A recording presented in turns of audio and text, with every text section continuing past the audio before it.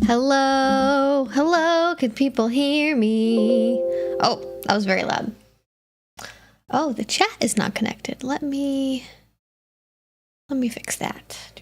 I probably just need to relink it. Please. There we go. There we go. Chat is all connected. Hello, everyone. Happy Friday. Hope you all are doing well. How is your Friday? What is going on? I will say right off the top of the bat, we have YouTube memberships now. I don't know how to direct you to them on a live stream. I don't know if it's under the... Oh, you can actually. If you go to the little dollar sign in the corner of the chat, you go to memberships or membership gifting. That will allow you to have access to our new emotes. I have made them the minimum price required by YouTube because that is the only way for me to get emotes on live streams is to have paid memberships. So I got emotes made and I turn on memberships, and then if you get a membership, then you can use the emotes. And I got lots of cute ones. They're all like totally customized. I have them custom made, and I hope that you all enjoy that if you are into using emotes. I know YouTube has a little bit less of a emote culture than Twitch does, but they're still fun. They're still relevant. Oh, there we go. Thank you, Twixie. Welcome to Lupineer. Actually, I didn't even welcome. Maybe I should say the Lupineers. I didn't know how to phrase the membership name. Maybe I should change that just to make sure it doesn't sound weird. How do I do that? It's a whole new world. Normally YouTube's like, no monetization for you. No dollars. Okay, let's can I edit that? Levels. I can. Okay, let's change it to the Lupineers. It sounds like a band name that way. I gotta submit it for review. Okay, that's weird. What do they think I'm gonna do? What do they think's gonna happen? Aw, thank you. I look gorgeous. Thanks. Did you hear that you can't see what groups people are in on FetLife now? I don't know if that's permanent or if it's a temporary bug. I did not hear that. I guess, here's my thoughts about that. Not knowing anything about it. I think it's nice to see what groups people are a member of, because if it's like, FetLife has something for everyone on it. Oh, we have another member. Thank you, guys. Oh, I will also say, let me pull it up too while I'm talking about memberships, because we're at the sort of top of the live stream here. I have a bunch of other emotes made, but I can't upload all of them until we reach certain membership goals. So it's literally 99 cents to become a member. So it is literally cheaper, as we discovered last night while live streaming, literally cheaper than getting a single hard shell taco from Taco Bell. That is now how I will scale my my value is like, it's such a good value for emotes. It doesn't even, you can literally become a member multiple times over for the cost of getting a single hard shell crunchy taco from Taco Bell. Bandita is making a bed in the blanket. I don't know if I can move the camera to where you can see it happening. Something amazing is happening. My favorite thing in the world's happening right now. Oh, yeah.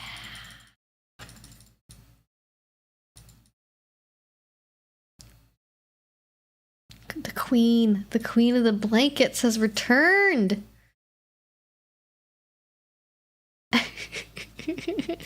Normally she like bites it a little bit and like licks the blanket. It's very funny. Do we find a good spot, my queen? Oh, I interrupted the... Oh no. I interrupted the sacred ritual.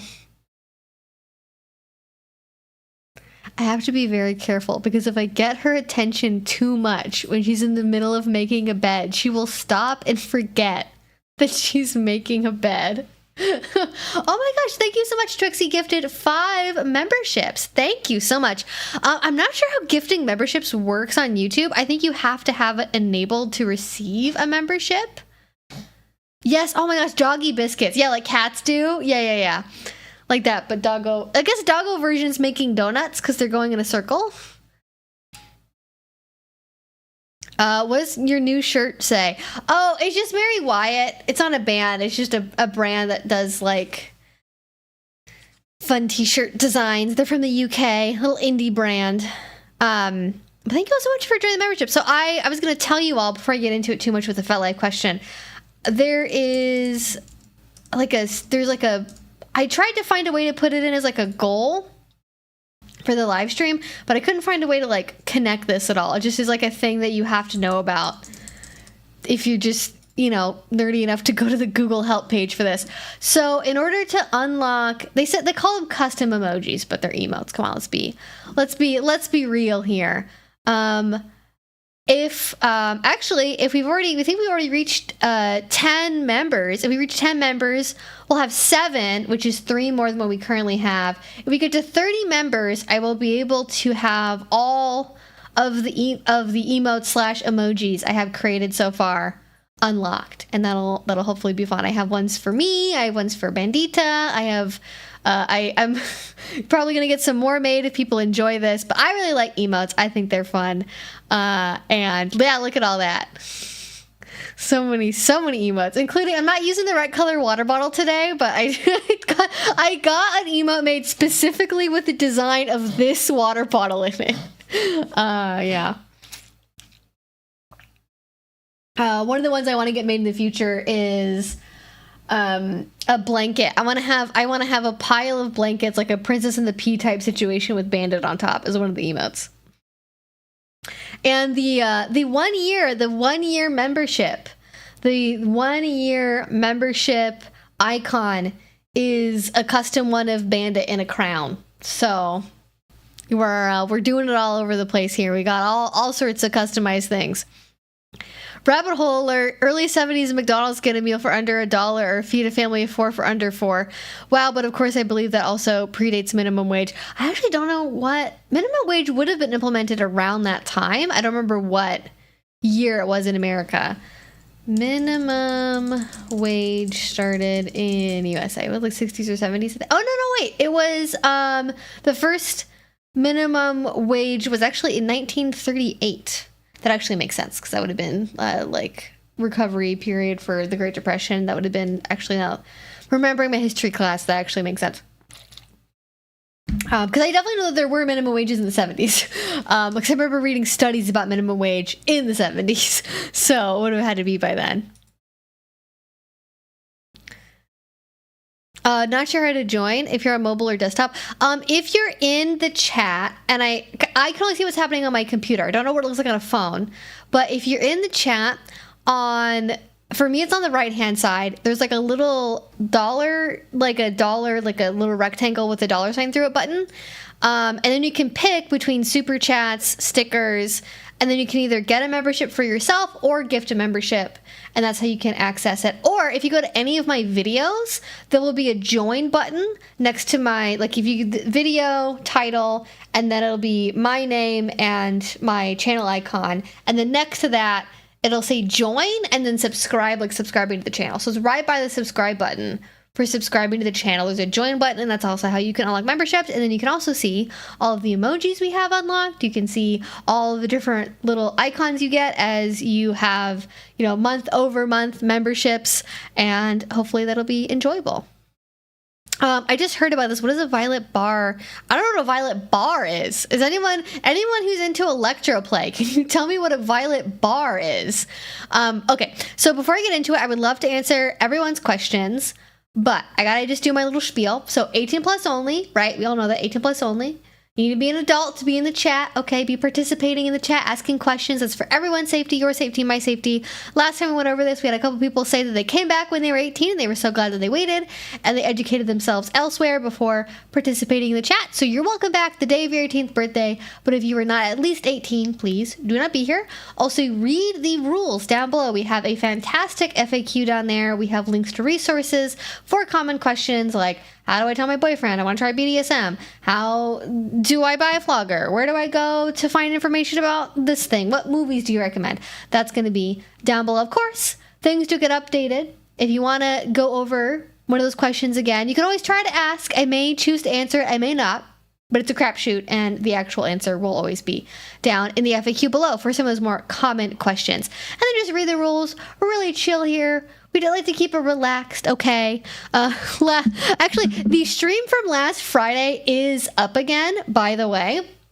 I had it down for a long time because at the very end of the stream, I accidentally showed some TOS stuff, and I left it on private because I was like, the YouTube editor is really terrible, and it kept being stuck in this like loop of like buffering of like the new version of it, and then it uploaded 4 copies. It was very bizarre, but it is finally up again. If you didn't get to watch the stream from last week, I bring that up because we had a Marxist-Leninist come in the chat to debate me about hedonism, and like sometimes I will choose to engage, but mostly with things like politics, medical advice, mental health advice. I'm not going to get into that. I'm not going to give you any advice. We're not going to debate about that because we're going to have a fun time and support each other and help each other and enjoy how cute my dog is, basically. That's what these streams are for, is to hang out and talk about things that are going on in y'all's lives and support each other and be nice. And with that in mind, because this is an FAQ stream, I do have ideas usually in the title for what we could talk about. I think especially with the most recent video that I put out, which I'm very glad that people are watching because I think it's so important. If you haven't seen it yet, the last video I posted is about the House of Cator, who we talked about, gosh, probably like a couple years ago, maybe like 2022, maybe even 3 years ago, like 2021. We talked about them. And they're in Australia. And originally in the news, they were labeled as like the Australian BDSM cult because like that's going to do big numbers on Yahoo News. Obviously, right? Cult, BDSM, sex? Tell me more. Like, obviously, your grandma's going to click that article on Yahoo. She's going to want to know what's happening with the BDSM cult in Australia. So anyways, I talked about them a couple years ago. And like, originally, they obviously gave off some bad vibes for multiple reasons, but then in the last year or so, there's been a lot of case updates, and it's been a really protracted thing in Australia, and I've been following it since then, and I discovered that basically, for people who haven't watched that video yet, short summary is the House of Cator was a BDSM house in Australia that was in Armidale. Or like Armidale, and I think they were also at one point in Adelaide, but I think they were mostly in Armidale. And I don't know if that's how that is pronounced. If you're Australian and I'm like totally off, please correct me, but I think it's Armidale. In any case, they were out there. They were in Australia. I think they were in New South Wales. And they had a total power exchange dynamic where it was one head of household patriarch guy and then a bunch of female submissives that were all younger than him by at least a couple of years, up to like, 10 plus years younger than him. And he had a lot of like weird things going on in that dynamic. Definitely painted as being a very fantasy lifestyle. Like, ooh, we're finally achieving what everyone dreams of achieving in polyamory and kink with like this harem dynamic and the total power exchange and the like slave barcodes and the collars and the posture training and like everyone's getting along and they all love each other equally and no one fights and everything's perfect. And we also, and even now more recently, this would not have been a big thing a couple years ago, but now it's like this is also part of the fantasy lifestyle sale, is he's also selling this like agrarian, rural, self-sufficiency thing of like, we go hunting and we have they're in Australia, so I don't know if they actually like farm fruit and veg, but they were breeding dogs. I think they had cattle, they had sheep, me as a vegan, it's a little uncomfortable. There's videos and stuff that he posted of like, skinning animals and like gutting chickens and stuff that was a little uncomfortable for me to watch. But, he put it out there and he definitely sold that like, agrarian, self-sustaining commune lifestyle with kink and with polyamory and, with freaky sex things happening. So of course everyone's like, oh my gosh, that sounds so amazing. Turns out he's a giant piece of shit. But because of how he sold Total Power Exchange and the way he talked about it, I thought it could be a good idea to revisit it in the context of like red flags, how people talk about Total Power Exchange, and also talk about something that I've covered in a couple of videos, though I haven't really made a specific video on it yet, is what I would call, I guess, I don't know, other people would call it like the gynarchy versus, I guess men don't really call it like the androarchy, whatever, this is the patriarchy, I guess, right? It's like, oh my gosh, I believe in male supremacy, I believe in female supremacy, and if you're not one of those things, then you're like inherently submissive, blah blah blah. Like, there's a lot of weird beliefs that people spout in the BDSM community, completely contradicting each other, by the way, because obviously, like, if your fundamental belief is that only women are superior or only men are superior, you both can't be right. That's not how that works. So I thought we could talk about that maybe some more, talk about Total Power Exchange in a healthier way, and then talk about maybe why fantasy depictions of it can be problematic and lead people astray as a thing that we could talk about. Or we could talk about whatever y'all want. I just thought that, whenever Total Power Exchange comes up, because it has such a limited media presence and it's not very widely understood or talked about. Unfortunately, a lot of the examples we have of it, when it does come out in interviews, in Jubilee videos, Channel 4 investigations, like, usually it's not a very good version of it. It's either like look at the two ugly weird people who met each other on Second Life and now they have a virtual master-slave relationship. Or it's like, the thing I just talked about for like 10 minutes. Honestly, the amount of people that start a commune cult just to get access to kids is really scary. Oh, yeah. That was like, I didn't know like how to talk about that at the end of the video. I'm not going to get into it now because I know it's probably heavy for a lot of people, but like, that was really concerning to me because like the head of the House of Cator like got arrested again for, I guess what I will call potential crimes against children, or at least a child.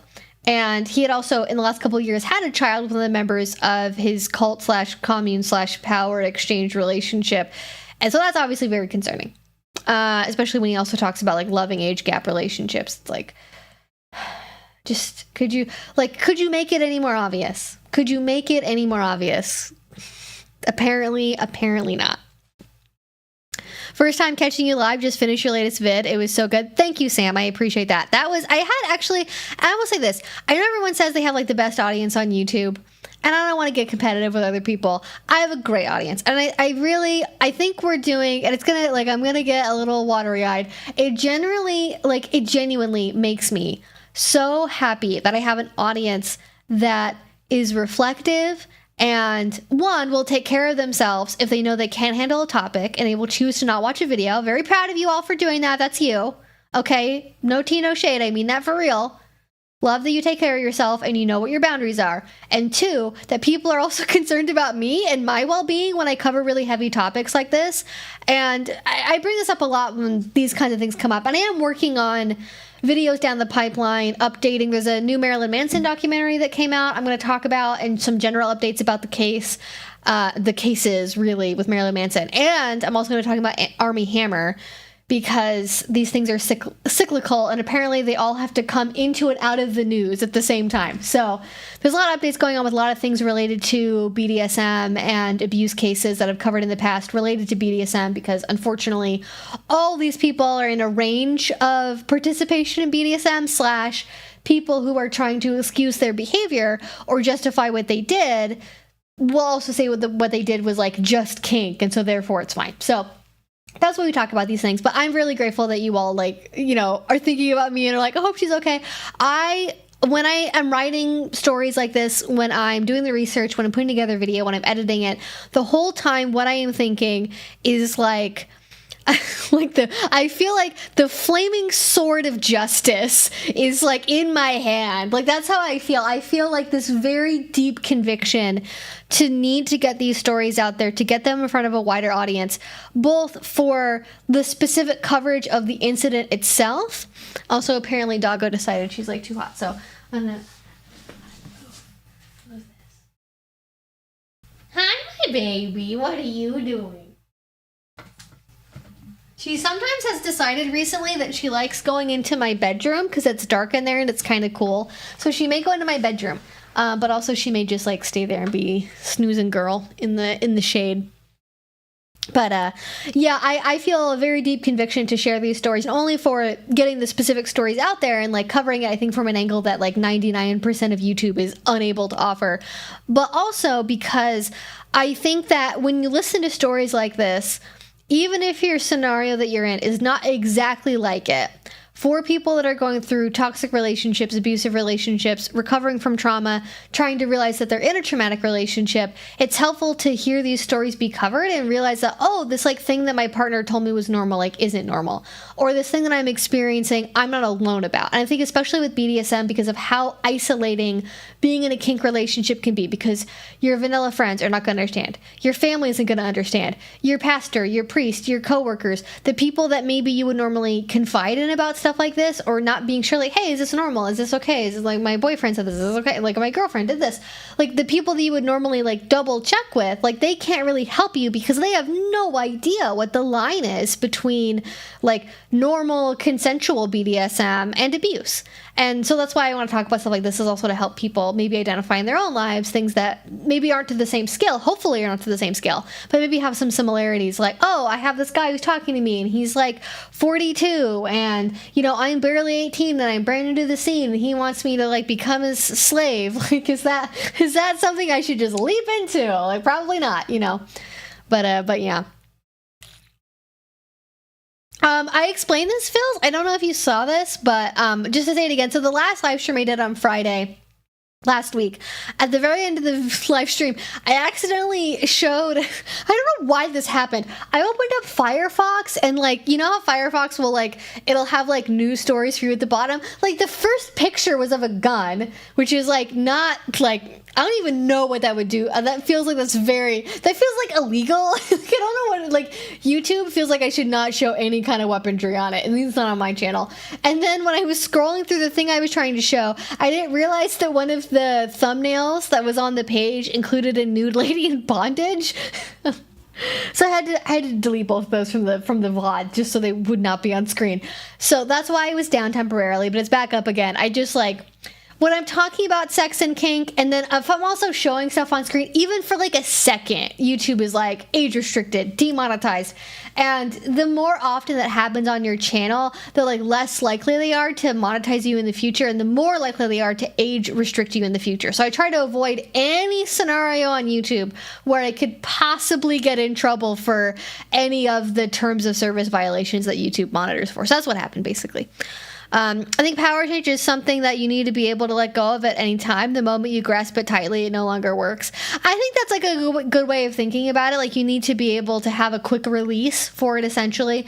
And actually, in the example contract that I made for the new course I put together, the Ultimate BDSM 101 course, in that I actually put together at the very end of the contract, I actually include a separate relationship safe word that's meant to like immediately terminate the contract if you say it. Like, it's not, you don't have to negotiate about it. It's not like, I basically included a section at the very end of it, which is like a de-escalation protocol for like, this is what we're going to do if we mutually decide, or one of us decides to revoke consent to the relationship. This is the protocol we're going to follow for that. But then also separately from that, a relationship safe word that's like, this is absolutely ending, like this whole relationship is over immediately, like that's it.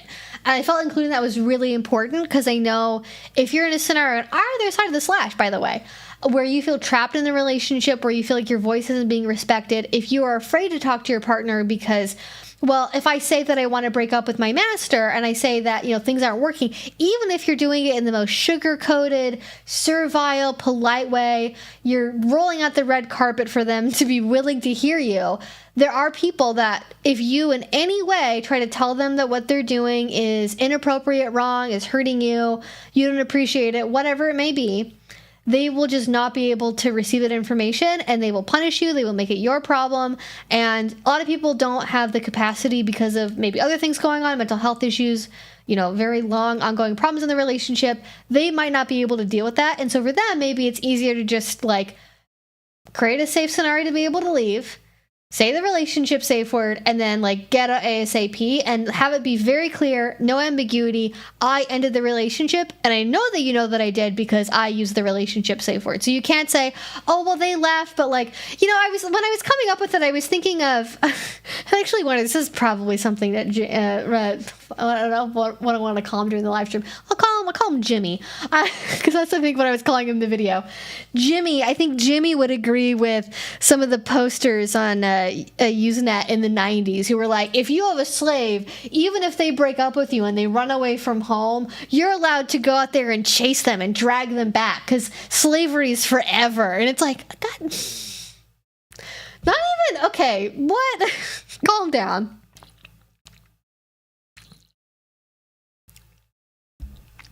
I'm not terribly familiar with the Armie Hammer case. I know it involves some text about cannibalism, but that's about it. If you're curious, I do have an older video about it if you want to check that out. Actually, probably a couple. I think it maybe like 2 on Armie Hammer, maybe 3. They were like rolling updates at some point a couple years ago. But it was definitely more than that. The media, and this is sort of the reason why I talk about it, is because the media very much painted it as like, oh my gosh, a Hollywood guy has a cannibal fantasy, like or like he wants to do cannibalism, was like how they phrased it. And like, I'm sorry, I have a very wide tolerance for kink fantasies. I'm very open about like pretty much the vast majority, like 99% of them. I'm like, well, depending on the circumstance, it's okay to have a fantasy about it and talk about it consensually with a consenting partner, even if it seems really weird, like, you know, a cannibalism fantasy or vor or whatever. Like, okay, sure, do what you want. It's okay. It's a text message, whatever. I don't really care about that. The thing that I care about with Armie Hammer specifically is that, like, he had a long track record of having seemingly not fully consensual relationships, or at least very poorly negotiated ones, with women that did not have a lot of experience in kink. So even if this is where like consent in kink becomes very nuanced, because a lot of these women, like, they consented to the relationship, they wanted to see him, but he actually wasn't giving them the ability to give fully informed consent because they were not fully aware of the circumstances of their relationship, what he would be asking them to do, and then they would agree to be his submissive or to do things with him, and then he would escalate it and like sort of expect them, I guess, to like physically stop him if he didn't want something to happen. So like he would do something like he'd have someone where, I think one of the people he did this with, he had this girl who had like no experience in kink outside of maybe some like rough sex stuff with like a past boyfriend. And like very early on in the relationship, she was expected to do like a whole service dinner thing for him. And then he carved an initial with a knife, a little like a small, like it wasn't like people were like, oh my God, he branded her. And it's like, okay, he did not brand anyone. He used a knife to carve an initial, maybe with a scalpel even, onto somebody's like thigh, I think. And it was like a small A. But even that, I don't want to make it sound like I'm minimizing it. Even that, for a person who's not into that can last forever. It can scar. It can be a lifelong thing you have on you forever and a very intimate part of your body. It's a very big thing to do. And if you, as an experienced dominant, are not adequately informing your like newbie submissive about the risk of the thing that you're doing, you're not encouraging them to learn anything on their own, you're not really telling them what you're trying to do in the first place. Like, that's not like, it's like you got like halfway to consent, kind of, because like, well, they want the relationship, they want to be submissive. Sure, that part was agreed to. The part where I'm going to give you a scar in your body that can last you forever, that's of my initial specifically, you gotta talk about that first. So that's like my problem with Armie Hammer. There's a lot of like stories in that where either he was playing with people that were very new. He was not, this is from my memory, I haven't like looked at this in detail, but it seemed like at minimum he was not practicing good consent practices. He was not playing with people and selecting his play partners in a responsible way, you know, looking for people that were enthusiastic and knowledgeable about kink, and that also were like in a good mentally well headspace to be engaging in kink. And okay, maybe you all can let me know your thoughts about this, because I have a very dialectic, dualistic way of thinking about this. Because on the one hand, I think that we should not gatekeep people from participating in kink, despite maybe what mental health things they have going on, their overall mental health history, if they are currently dealing with, you know, anxiety, depression, BPD, autism, whatever. You know, it's not really a mental health thing, but, you know, all that whole, like, both neurodivergence and mental health. I don't believe in gatekeeping people from participating in kink. Even if they are dealing with those issues, that's up to them and their partners to decide like where their comfort level is at with that. But at the same time, if you have a pattern as a dominant of selecting younger, newer, less experienced, and mentally unwell people to be your submissive partners, I'm going to raise an eyebrow, because even though people who maybe have mental health issues are able to do kink, if you as a dominant have a pattern of selecting people specifically who have mental health issues, that seems like you're using it as an access to be able to exert your control over that person.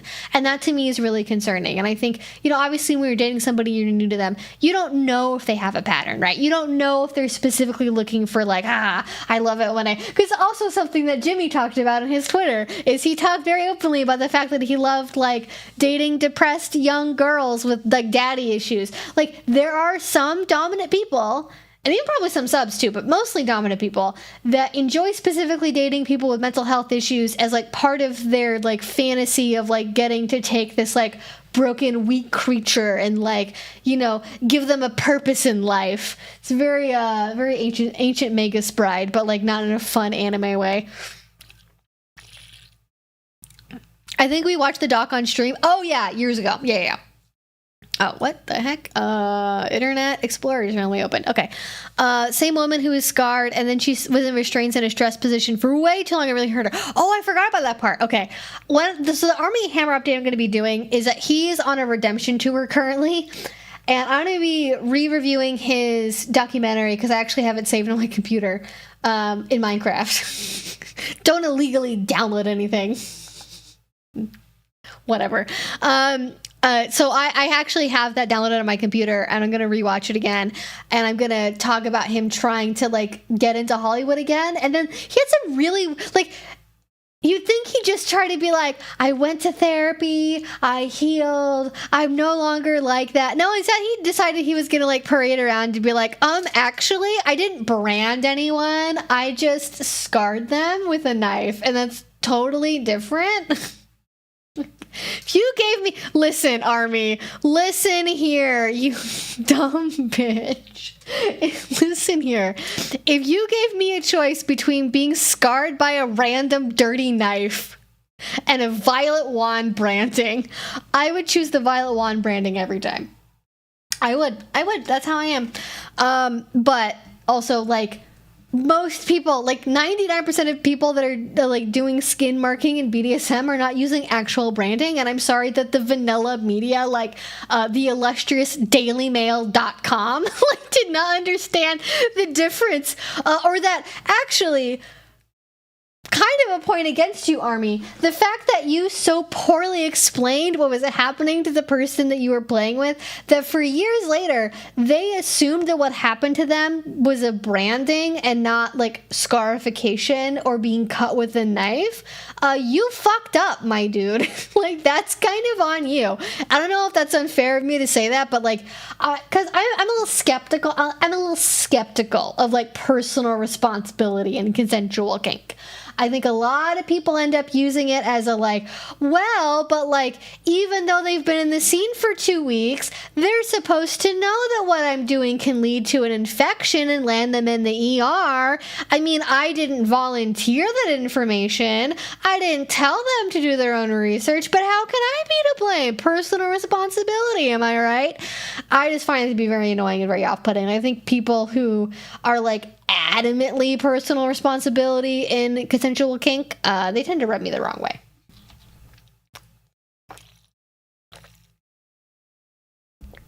Are dominants usually narcissistic? Not the good ones. I don't know. Actually, I think I remember reading a study about this, not on narcissism specifically, but like, underlying personality traits in sadists, and the consensual BDSM sadists are no more narcissistic than like an average member of the population.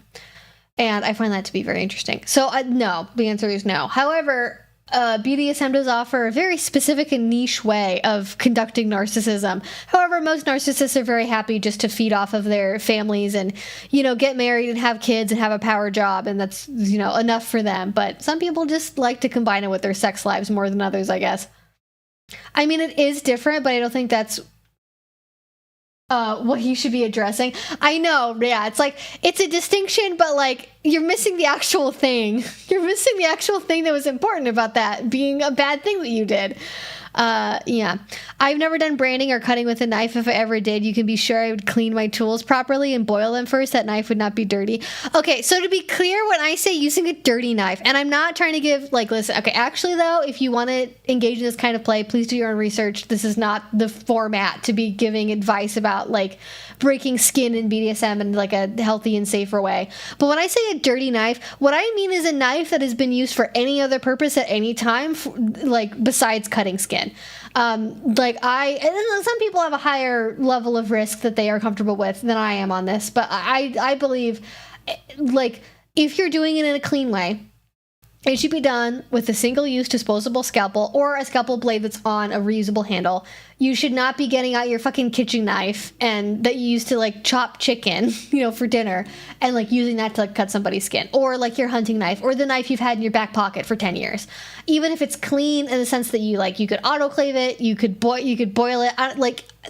It's about also the actual surface texture of the blade itself, not in how it can have sort of micro jagged edges in it and not be as clean and cut as well as a scalpel does. So that's when I say dirty, I'm kind of lumping all of that together, both in terms of physical cleanliness and being sanitized and being sanitary, and then also is the knife actually designed to cut skin in this way, in a way that is the least likely to lead to keloid scarring and lead to infection and all of that stuff. That's what I'm talking about.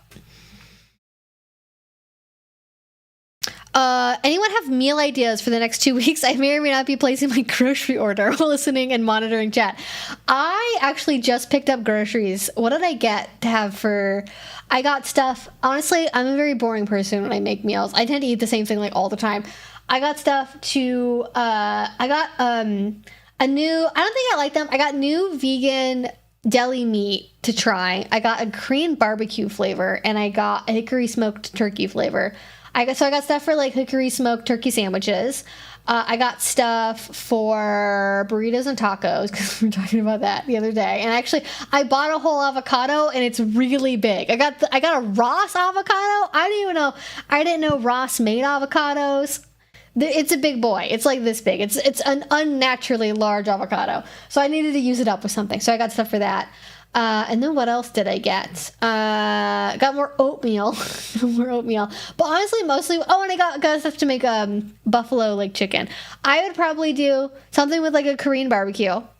A little Korean barbecue, some kind of meat protein product, a tofu or chicken, with a side salad, some kind of cabbage side salad. And I did get buffalo stuff, so I'd probably do something with a buffalo chicken sandwich. This is probably... I make a lot of sandwiches and most of my diet is salads, sandwiches, and oatmeal and oatmeal related products. It's the protein drinks. It's mostly what I tend to make for myself, because it's easy to make it in small enough portions to where I'll actually eat it. Ooh, slow cooker taco chicken sounds really good. Early this week, about to finish that off for dinner tonight. That sounds good. I would make that. Grilled cheese and tomato soup, frozen pizzas, tacos, cheeseburgers. It is almost, depends on the weather where you live, it is almost grilled cheese and tomato soup season. Absolutely. Ooh, buffalo chicken dip. That does sound good. Is it a read? I thought it said Ross. I swear to God, it said it was a Ross avocado. I think it's real. Avocado. Look up read what? Maybe it wasn't read avocado. I thought it was a Ross avocado. I'm just getting a bunch of results for people with usernames called Ross avocado. I wish I still had the sticker on it, because now I can't. Now I can't see if it's real or not. Maybe that's what it was. It was a big boy. It was a big boy, whatever it was.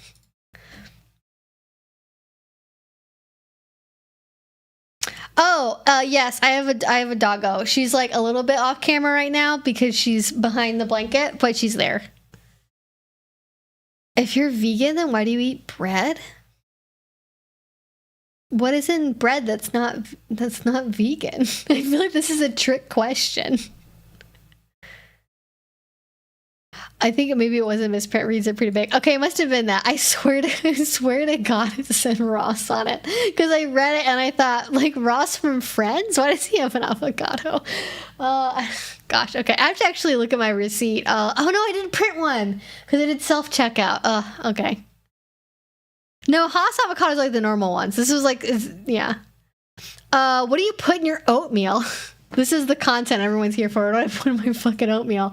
I get there's a high protein oatmeal that they make now. There's a high protein, like, quick oats that I get. I think is it the red Bob's Red Mill, whatever the Red Bob's, like, he's a communist. It's Bob's Red Mill. They have high protein oats that I get. So I do that, and usually I do chocolate and peanut butter, or I get, actually on Amazon, I order the British, because they don't make it in America. I order the banana Nesquik. I think maybe the Mexican version has it too, but the UK one doesn't have milk in it, so that's why I get that one. But I get the banana Nesquik additive, and I'll mix that with oatmeal, and then I'll do either strawberries or banana with that. And I don't really make hot oatmeal that often. I usually do cold overnight oats. So I usually do chocolate peanut butter, or I do like some kind of banana or banana strawberry or banana and peanut butter. Or if I have it around, and I'll do it occasionally, I will do a chocolate caramel occasionally. And then I don't really like cinnamon. I don't really tend to do like cinnamon things, or like blueberries. That's not really my jam for breakfast stuff, but that's sort of the wheelhouse I tend to stay in most of the time. Or peaches. If I have peaches, I'll do like a strawberry and peach one.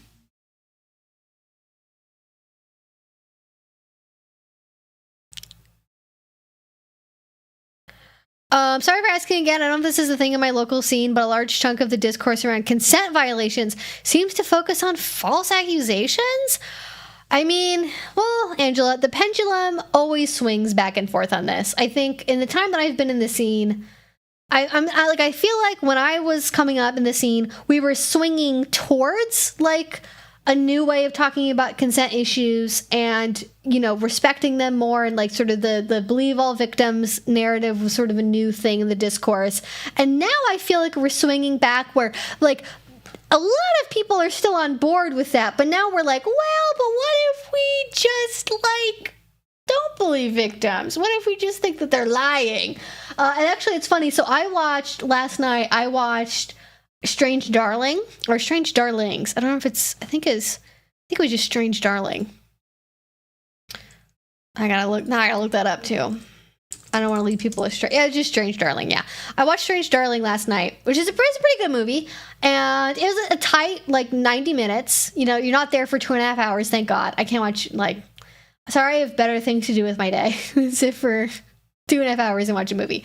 It's tight 90 minutes. Good movie. But there's a lot of like weird messaging in there where I'm like, it's the point. And actually the person I was watching with, they said the same thing. And they were like, it's the messaging in this, like that we shouldn't believe victims and we shouldn't believe women. Like,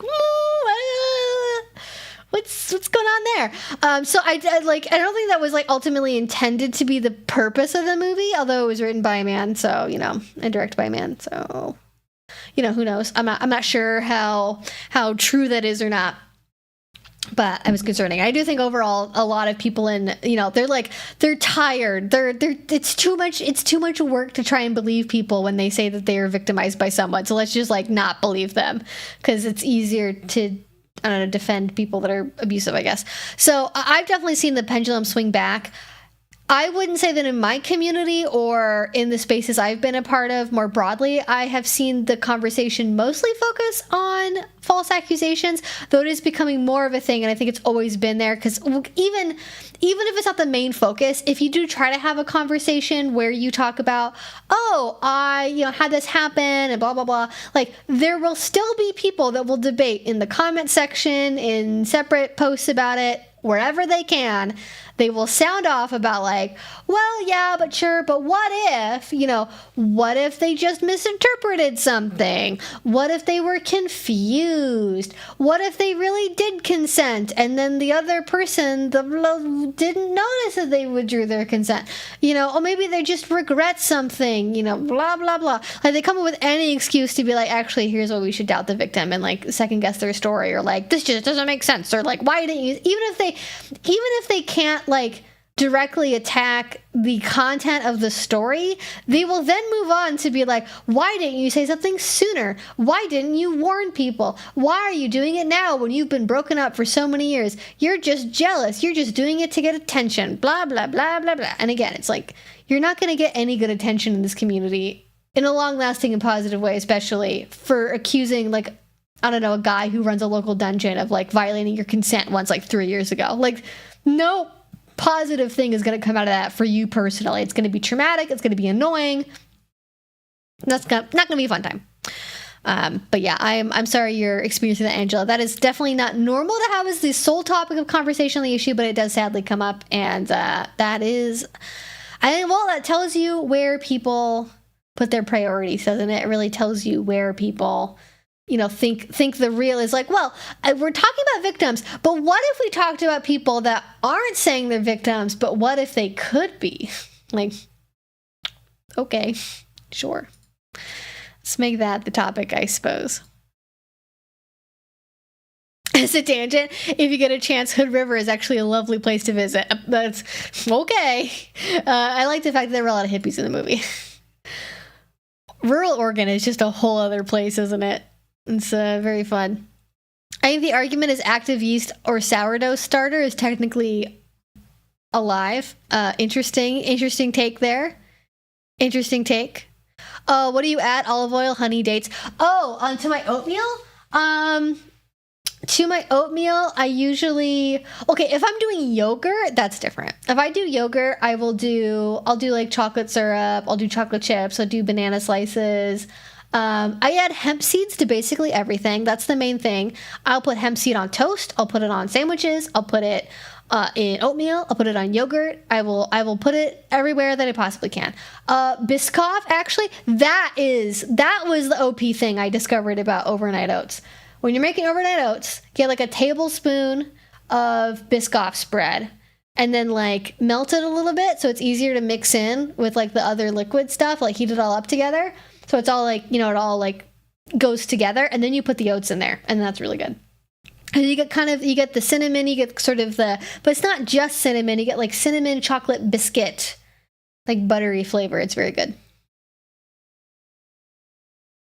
I heard someone claim that 25% of people were lying. Oh, well, it sounds like the 25% of people are lying includes the person that came up with that stat. Like, that's such an oddly specific number.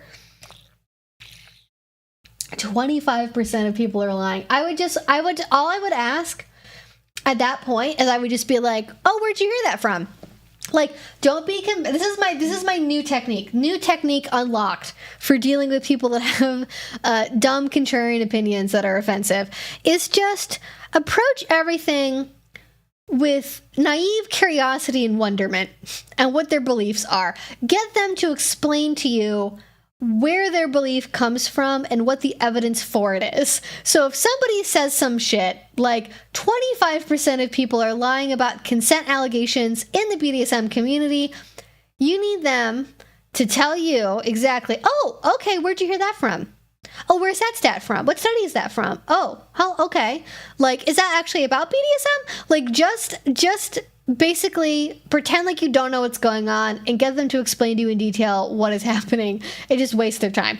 But honestly, the point of that is more to show that other people, either that they can't answer the question or that they're actually just making some shit up. Because if they can't actually back anything up at all, they will lie, they will deflect, they'll say, oh, well, there's not a study about it, blah, blah, blah, blah. Like, they will show that they are lying or that they're making something up very, very quickly. Or they will just, try to turn a different stat into the thing that they're actually talking about, which is a common thing that they'll do.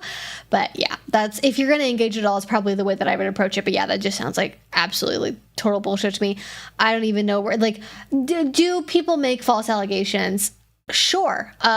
People also like rob banks, people like catfish people on dating apps. Like, yeah, like bad things happen in life, but that doesn't mean that we shouldn't like believe people when they say that they're hurt by someone because of an outlier scenario. If you're in a rush, just make two signs. One says source and it says reasoning. There you go. Just have two cards. Just hold them up and be like, just answer this for me real quick.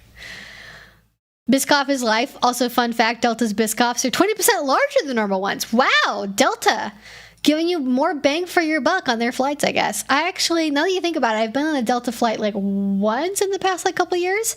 And I think I do remember there being Biscoff cookies. I've not actually had the cookies like on their own, like bought them at a store. I've only ever bought the spread. So I'm actually not sure what size they normally are.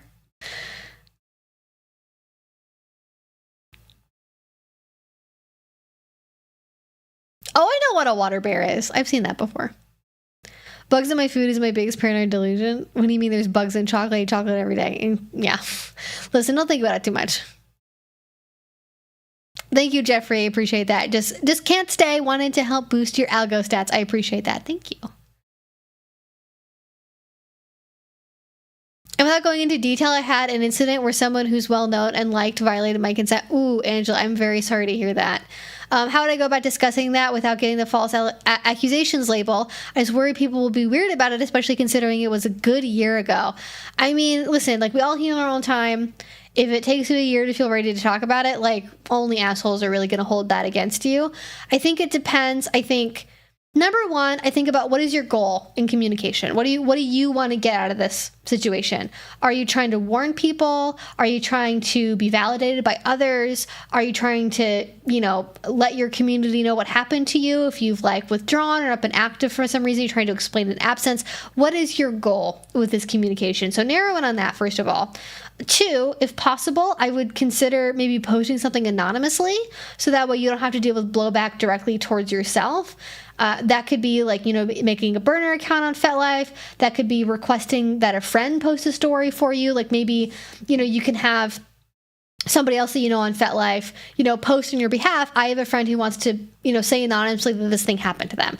Also on FetLife, if you are going to post to yourself or if anyone's going to post it at all, I would recommend really looking at your settings for who can comment on a post or on a status update. You can set it so it's only friends. You can make it a little bit more locked down so you're not going to have some random, because this is what will happen on FetLife, is not only will people from your local community see stuff about this, but then you'll have like Bob from Ohio just like hanging out, waiting for his opportunity to be like, I don't believe victims.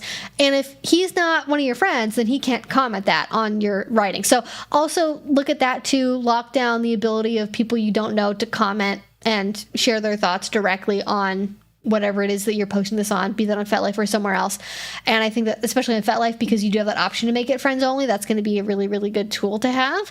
And only share what you feel comfortable sharing. And you don't have to justify anything. You don't have to justify your feelings or explain that don't apologize, I guess is really what I'm trying to say. Don't apologize for your experience or, why it took you so long to post this or whatever. Like, don't set up the opportunity for someone else to be like, yeah, you should apologize. You should feel bad that, you did it this way or waited this long or whatever. Just say your piece. Don't apologize. Focus on what your goals for whatever it is that you want to do and execute on that. And then just make sure that the people that you want to receive that information get it. And then the people that you don't want to get that information don't see that. And, I think that's really the best that you can do. And then also, like, honestly, what I would probably recommend more than anything is just before you post it, lock down your messaging, lock down the ability of people to send you friend requests. Just make your profile as uncontactable as possible. Make it so people can't comment on your photos. Make it so people can't comment on your other writings. Make it so people can't message you that aren't already your friends. Just make it really locked down. Post the writing, either lock comments completely or make it so only friends can comment, and then just like peace out off of FetLife for like a couple days. Usually 2 to 3 days later, it'll probably be totally through the FetLife news cycle and you can come back on. You're not really going to have to deal with all that. You can also ask a friend to help you moderate the comment section underneath the post. That also can be helpful too in terms of, maybe speaking in your behalf if you don't appreciate something or don't want something to be talked about. The one thing I will say too, if you don't want to talk about this, and you probably know this already, Angela, but just in case you don't, is if you are going to be talking about this, you cannot say the legal name, the FetLife username, the scene name of the person that you're talking about. You either have to allude to them through a made-up nickname, an initial, something like that. Otherwise, your post can be removed. It can be reported for, I don't remember what term they use for, like spotlighting, I think is the term they use on FetLife. So just be careful about that. Most people will end up going by, oh, I'm going to write this post and like either allude to like a feature the person has is like really recognizable, like a physical feature, maybe an article of clothing they wear a lot, something like that, or an initial or something, like their name is, their real name is Jimmy, but then you call them like person A in the story just to make it really anonymized, and then you can't get the post removed because of that. So that is what I would do if I was in your shoes and I wanted to do something like that. Also, depending on the circumstances of what you are going through, there may be more private groups where you are able to discuss things privately first before you post it more publicly on FetLife. Specifically with rope bondage, there are groups where you can do that. With other groups, there's things out there, but they're not as popular and not as widely used as we use for rope bondage, for example. So, yeah, but that's what I would talk about. Oh my goodness. Hi, Evie. I can't stay. About to run a 5K in the Middle East. Well, have fun. Stay safe. Stay hydrated. That sounds very intense. I could not run a 5K. I hate running. I'm sorry. I like cardio in very specific doses. I'm so confused how they put more protein in those oats. The ingredients are just oats. I wonder that too. I think what they did is it's just a specific variety of oat that's just higher in protein. That's what I think it is. But again, to wrap that up, Angela, I'm very sorry you had to go through that, and hopefully that advice is helpful. But, I would also recommend too, just to say this as well, only if you can, if you have support for your mental health, I would talk to them about what you want to do. Make sure you have things set up for your own self-care around this process. Make sure you have the support you need in your real life to be able to do this if you decide you want to talk about this in a more public way. And maybe talk to them about what you want to say and workshop it a little bit just to make sure that you are staying on the message you want to stay on and that you know how to proactively deal with stuff. Like in DBT, we talk about like coping ahead is what we call it. I'm sure other modes of therapy have like a similar thing. But the idea is we like walk through what we're going to be doing, what the action is, and then we think about what the bad outcomes could be and how we can cope with them before they happen, right? So like bad outcomes would be like post gets removed for spotlighting. How do we deal with that? Bad outcome is like this gets the attention of like a bunch of people locally who don't like me. Bad outcome could be this post gets a lot of attention across FetLife, both in terms of support and also from people that don't like this scenario or generally don't believe women or don't believe submissives when they make consent allegations, whatever. Thinking about those scenarios, thinking about how to deal with them, practicing walking through them, being successful in dealing with them, being able to cope with those emotions, so that way when it is happening in the moment, it's easier to go through. And if you want to look it up, it's called Coping Ahead. It's a DBT skill that you can look up how to do if that would be helpful for some reason. Thanks for the advice. For the most part, I'm okay now. I just kind of want to be able to talk about it because my friends outside of the scene wouldn't get it, but I'm in therapy, etc. Yes, yeah, coping ahead is a great skill. Yeah, I mean, like, especially if you don't feel like you can talk about this and you just want to be able to get it out, like, talking about it anonymously could be a really good way to, like, heal from that and, like, get support from people. And depending on what happened, you may also be able to, like, vanillify what the scenario was and, like, talk about it on, like, for example, I know there's, like, lots of, like, subreddits where people can talk about, you know, experiences of, you know, negative things happening to them. And I can't really remember any, like, particular ones where this would be a good idea to do it on. But I know there's, like, places where you can, like, vent and share, like, I had this bad thing happen to me.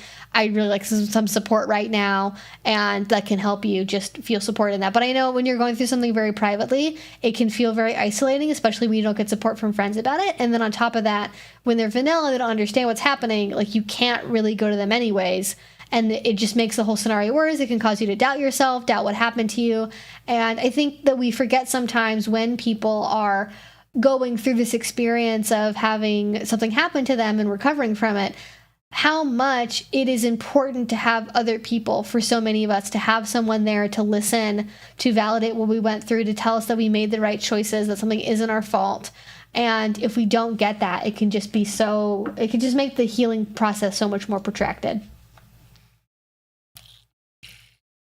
I call it front loading. Yeah. That can also, and there's like a line between like anxiously ruminating on the future and like intentionally trying to cope ahead, but it's a good skill to have. Evie's kinky DBT corner needs a jingle. I know. I use it all the time. There's so many. The problem is the book's huge. And I really do feel like there's like this overlapping circle of like advice that's for one thing that also works for something else. Like there's lots of kink advice that's also really good relationship advice, and a lot of vanilla relationship advice is good power exchange relationship advice, and a lot of psychology advice is also good like kink advice, because a lot of the things we deal with in kink obviously have to do with our mental health and our mental well-being, because our brains are always there, vanilla or kinky. For the most part, anyways. I guess some people turn their brains off, but yeah. The DBT book is full of great ideas. It really is. What's your suggestion for someone who is considering exploring this lifestyle? No prior experiences. Oh, gosh. Well, I guess I would say, what is your suggestion for someone who is considering exploring this lifestyle? So in general, what I recommend to new people is focus on education, focus on socializing and making friends, and then slowly getting into kinks that interest you.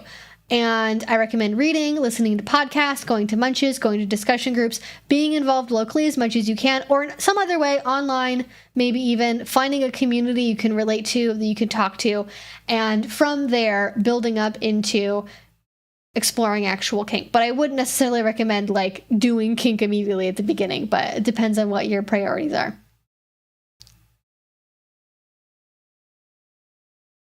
Ooh, having the book on Kindle is a great idea. That's a good way to be able to go through it. Okay, let me get back to some earlier questions. And thank you all so much for your very thoughtful questions. This has been a fantastic conversation so far, despite the fact we're talking about some very heavy topics. But, you know, every once in a while, we got to have a Friday where we talk about these things. So it makes sense. Alrighty. Perfect timing. I'm just about to sit down for girl dinner. Yes, love it. I had girl dinner earlier, and that looked like buffalo dip with a tortilla. I'm probably going to have second girl dinner after this, which is going to be apples and peanut butter. That's what I do on Fridays. I live large. Live in La Vida Loca, baby.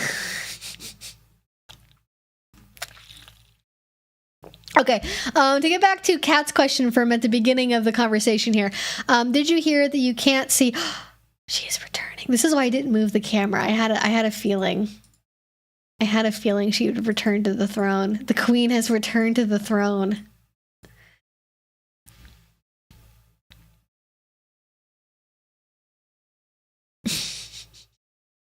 Just a ball. She just looks like a caterpillar. She looks like a caterpillar, and it's delightful. Oh my goodness. Okay. Did you hear that you can't see what groups people are in on FetLife now? I don't think are a temporary bug. So to get to that, my initial thought on that is that could be a good thing for privacy, because you get people that are persistent stalkers on FetLife. And so maybe having groups that you're a part of being private by default helps you mitigate people like following you around wherever you go on FetLife. And maybe it encourages people to join more groups, because if someone can, if someone can see that you're a public member of I Heart Big Titty Goth Girls on FetLife, maybe you don't want to join that group because you don't want everyone to know that that's your kink. So maybe it helps. It sounds like the kind of feature that FetLife would toggle on and off as being you can either have it be visible or invisible, because they did a very similar thing recently with event attendance, because now you can make it so you can RSVP to an event, but only make it so the event organizer can see that you have RSVP'd, or I think friends only. There's a couple different versions of it, but they made it more private, whereas before, for the whole history of FetLife, if you RSVP'd, everyone could see that you would RSVP to the event. So it, was also a concern for some people. They didn't want to necessarily be associated with an event, or maybe they just don't want people to know where they're going, whatever reason. Just gave it extra layer of privacy there. So I could see that being a privacy thing. I doubt it's a temporary bug, but it maybe is a feature that they're working on, adding more components to at some point in the future. That would be my guess. My girl dinner was apple slices and peanut butter. Listen, it's the breakfast, the snack, and the dinner of champions. All right, it's fantastic. Apples are also peak right now. Come on, you gotta have the apples. Actually, I'm not sure when peak apple season is. I'm assuming it's sometime between September and October. Is it just me, or is the audio weird for anyone? I hope it's not weird. My voice is a little scratchy today. I think the audio is cutting out. Really? I have okay. We did this before, and it was because I had the fan on. But I have it on really low. So if I just turn it off all the way, does that make a difference? I don't know. It might actually just still be, that'd be weird if it was still picking up on the, did that change anything? My girl dinner was one banana and banana bread. Delightful. Banana bread's OP. Okay, if you thought my voice was cutting out, can you tell me if that fixed it or if it's still going so I can troubleshoot more if I need to? Your audio is normal? Okay. I'll just keep an eye on that for a second. I thought it was my earbuds. Audio's okay? Okay, I thought it said old for a second. It's cutting out for me too. Try refreshing the chat.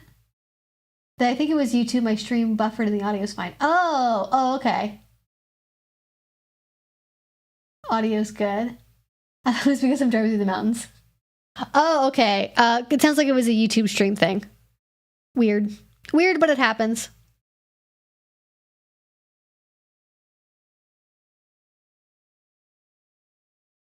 Okay. Well, I turned off the fan, so it was probably just picking up. My mic was picking up on the fan noise, so that was weird. Okay. All right. Moving on. We should be called the Disciples of Bandita. If that's what people want, I will let people vote. I'll do a poll for what people want to be called for being a member on the live stream. Really, that's the only thing some people have on their profile. Oh, for the groups, yeah. I mean. Yeah, it's FetLife. How do you become a member? You go to the $sign, and then you can go to super chats, stickers, and the bottom says memberships and membership gifting. You can also use the join button on any video, and you can also get it that way. Is it okay to... I can't see what that says. It's just cutting the heart thingy is cutting it off. I'll have to see what this says in a second. I can't read it. Is it okay to repeat questions? I will give people, if I haven't gotten to your question yet, I haven't missed any of them because I'm at the very beginning of the chat, but I will give people a 20-minute warning at the end of the stream, and then you can ask it again if I haven't gotten to it at that point, and then I'll do a little speed round.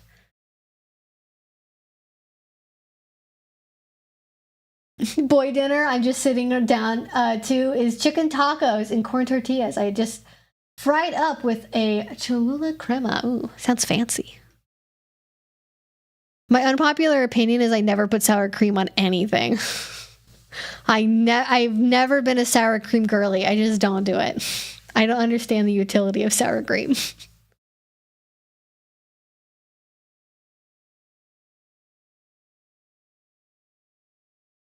Okay, what is a violet bar / wand? Okay, I don't know what a violet bar is. I'm going to Google that and we're going to find out together. That sounds like the name of a vape brand. That also is apparently a chocolate bar. There's a violet crumble, which I have heard of before. Electricity. Oh, this is why I brought up Strange Darling, is because she's called the Electric Lady. It's her nickname in the thing. There is a thing that looks like a lighting thing. I'm not seeing anything that seems kink related that is called. There's a violet ray. I've heard people call them like the old ones. The old antique ones are called violet rays. But I haven't heard violet bar before. But violet wands are an electroplay toy that, and somebody who is more knowledgeable about electricity and better able to explain it can talk through how it works, basically. But essentially, it is an electroplay toy that creates a superficial spark against the surface of the skin using various attachments that are made out of glass on the device, which is called a violet wand. There's also a neon wand, a couple of other brand names that are used in various places that all essentially do the same thing. And they just create a surface spark on the skin. You can change the intensity up or down. There's usually some kind of dial on them that you can also do it to where you're like touching someone and it conducts electricity. Lots of ways to use violet wands, but at the end of the day, it's an electroplay toy. If you haven't ever felt one before, I would say it's like most similar to like a rubber band snapping against your skin. Or if you ever had like a facial treatment where they do like a laser treatment, it's kind of similar to that. It's not like literally a laser. If you have had, there is people that will do for facial still. It's a little bit old school, but they'll still do it. You can get a facial that is a high frequency facial. That's the same thing. It's a violet wand, just like a different type of attachment basically, and manufactured for a different purpose. And it does a similar thing. That is designed actually to like clear up breakouts is mostly what it's used for these days. It can also be used to promote hair growth. So that's like one of the original advertisements for it was hair growth, reducing balding, making your skin clear. Those are all the claims they made medically for it back in the day. But now it's mostly used for kink purposes, if nothing else.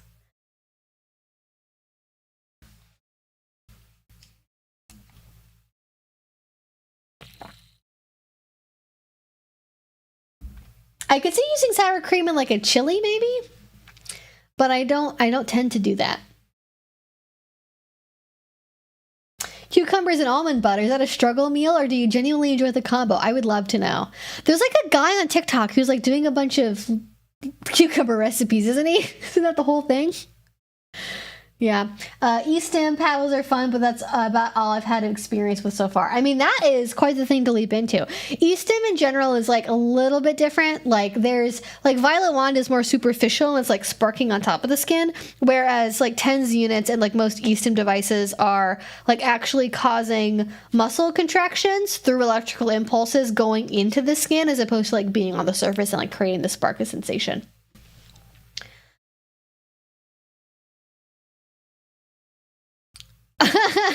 So could a violet wand double up as helping my beard join up? I don't think there's strong evidence suggesting that violet wands are actually practical at inducing hair growth, but you could always try it and see how it works out at a very low setting. You could potentially try it and see how it works out for your beard.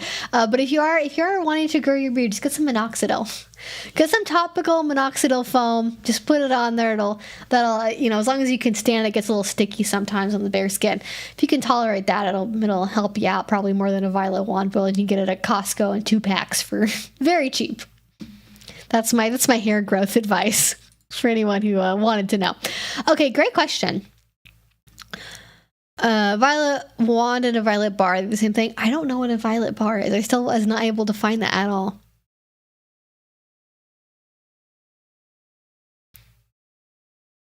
Oh my gosh, thank you, Jeff. Oh my gosh, Jeff Goldblum in the chat. Jeff Goldblum in the chat. You're my, not obviously the famous actor. You're my favorite YouTuber / educator. I didn't realize you do live streams. I do every Friday. We stream every Friday here at 6 p.m. until 8 Pacific time. So 9 over on the East Coast. And middle of the night for Europeans. I'm sorry. Drink water. Great reminder. Always a good reminder to do that. Ooh, I'm sorry, Phoenix. Okay, had my first super bad experience with the dungeon.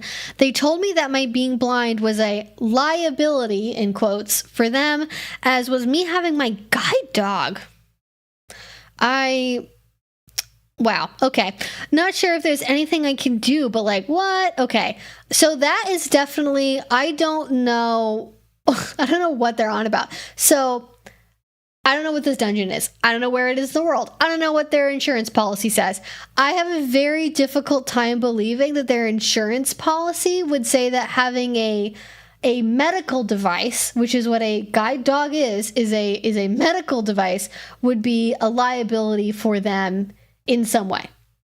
Now, they're not a public building. They are not an apartment. So I don't know what the rules are about, like, you know, if they're not a grocery store. I don't know what the rules are for them, like, having to permit you to have a guide dog in the space or not. But I would assume, unless they're set up, there are, depending on where you live in the world and, like, what state you're in America and how the particular place you are in is set up, there is a possibility that the dungeon could be set up in a way where they're like a private members only club and they may not have to follow the same guidelines as other places. I don't think, and I'm not super familiar with ADA law, I'm not an ADA lawyer, there could be some sort of weird way where they get out of having to make ADA accommodations for people because they're structured as like a private members only club. That could be something that's happening. Again, not a lawyer, don't know for sure, don't know what the paperwork says. That could maybe be what's happening, but them calling you being blind a liability is like, I mean, people are so disappointing, aren't they? Like, does it, like, what if...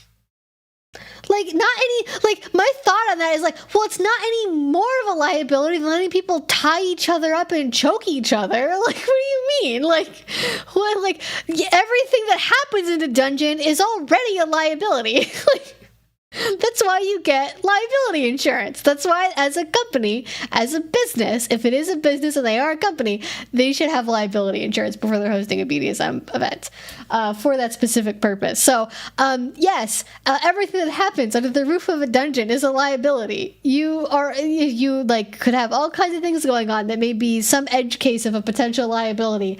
That's why they have an insurance policy. That's what that's for. That just sounds ridiculous. Oh my goodness.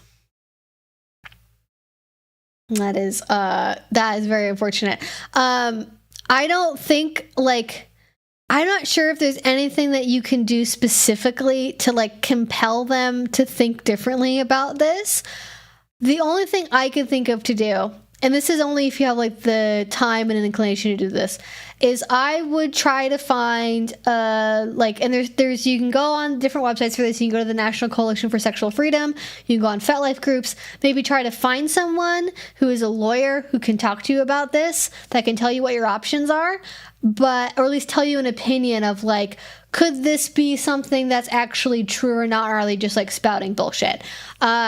My initial assessment based on my inclination and, like, very limited knowledge on this is that kind of sounds like bullshit, and maybe the people who told you that don't even really know what they're doing as a business. It just seems ridiculous. Yeah, I'm not sure, and my dog is, like, not a problem. Yeah, I mean, like, if you have a service animal, they're, like, that's the whole point, is they're meant to be non-obtrusive because they're a medical device. Yeah, I'm blind, not helpless, nor am I an idiot. I even told them I could bring a tie down and connect her to a chair in the lounge space. Yeah, that's, like, you were willing to work around what they needed for the space if they were concerned about people, like, tripping over the dog or something, and that wasn't enough for them. That seems like, I don't know, that seems like you definitely talk to a lawyer territory for me. I have an inclination that they, like, can't, unless they're structured in a very particular way, they can't actually, like, deny you having a guide dog and attending their events. Sounds like they're not equipped for people with disabilities and they're using insurance as a cover. Yeah. But also, like, is it that they're not equipped or that they don't want to have to deal with people with a disability? Like, it just makes me so frustrated. Like, This is not, like, if you're going to run a business, if you're going to own a dungeon, like, you are, like, I feel like people don't realize this, that there are, like, kinky people who also have disabilities that will need to be accommodated, who would like to go to your dungeon and, like, pay you money to go to your business. So this should be something that you think about before you get your insurance and figure out what your policy is. Because also, like, would they say this to a deaf person who did not have a guide dog? Would they consider a deaf person to be a liability for their insurance policy? Would they consider a mute person to be a liability? Or are they only doing this because your disability is particularly visible to them as seeing people, and they are just like, oh my gosh, this person has a, like, some people are weird about, like, visible disabilities in particular, and, like, have freakouts about them, and, like, oh my god, it's like it's not any more liable than all the, like, you don't know the people that are going to your dungeon that have epilepsy, that have narcolepsy, that have, you know, all kinds of, like, connective tissue issues, that have diabetes, that have EDS, that have, like, on down the list of, like, you know, have had a recent heart attack, has a elevated risk for stroke, like, all kinds of potential medical issues that, should they become a problem at the event, could become a big problem. But I don't imagine they're screening their membership or their attendees for, like, let's make sure these people don't have, like, narcolepsy before we invite them to the dungeon. It seemed like they don't respect me, or didn't respect me at all. They were super impatient and condescending, and they talked to me like I was about 5 years old. I am very sorry, Phoenix. That's incredibly disappointing, and I wish that was not as common as it sadly is, and I agree. It does not sound like they respected you at all. They were just, yeah, at least I don't know if it was a group of people who talked to you or just one person, but that's very disappointing. They should not have talked to you that way. And, like, this is, I know we're all on the train of talking about, like, you know, oh, like, inclusion in the BDSM community and, like, advocating for that. I gotta be honest, it seems like 90% of the conversations about this only focus on, like, the racial aspect of including people in kink, which, don't get me wrong, very important, should absolutely be a conversation. But you bring up disabilities and people lose their minds. They just don't, like, they don't know what to do at all, because for a lot of people, they haven't ever been around a disabled person, like, at all in their whole lives, or that they know of, at least. And they're really uncomfortable, they don't know what to do, and they kind of just, like, act in a way that's like, oh, well, I just don't think I don't think you should be here. And that's really unfortunate, and it makes me, like, viscerally upset. And I wish that we had better training, and, like, more of a pressure on events to be actually living up to the values of inclusion and accommodation, instead of just, like, paying lip service to it. Oh, we're an inclusive space, we welcome everybody. Well, by welcome everybody, what you mean is, like, LGBT plus people, and then, like, that's, like, where it stops. I'm, like, fiddling with something and I lost it in my chair. Okay, there we go, I got it.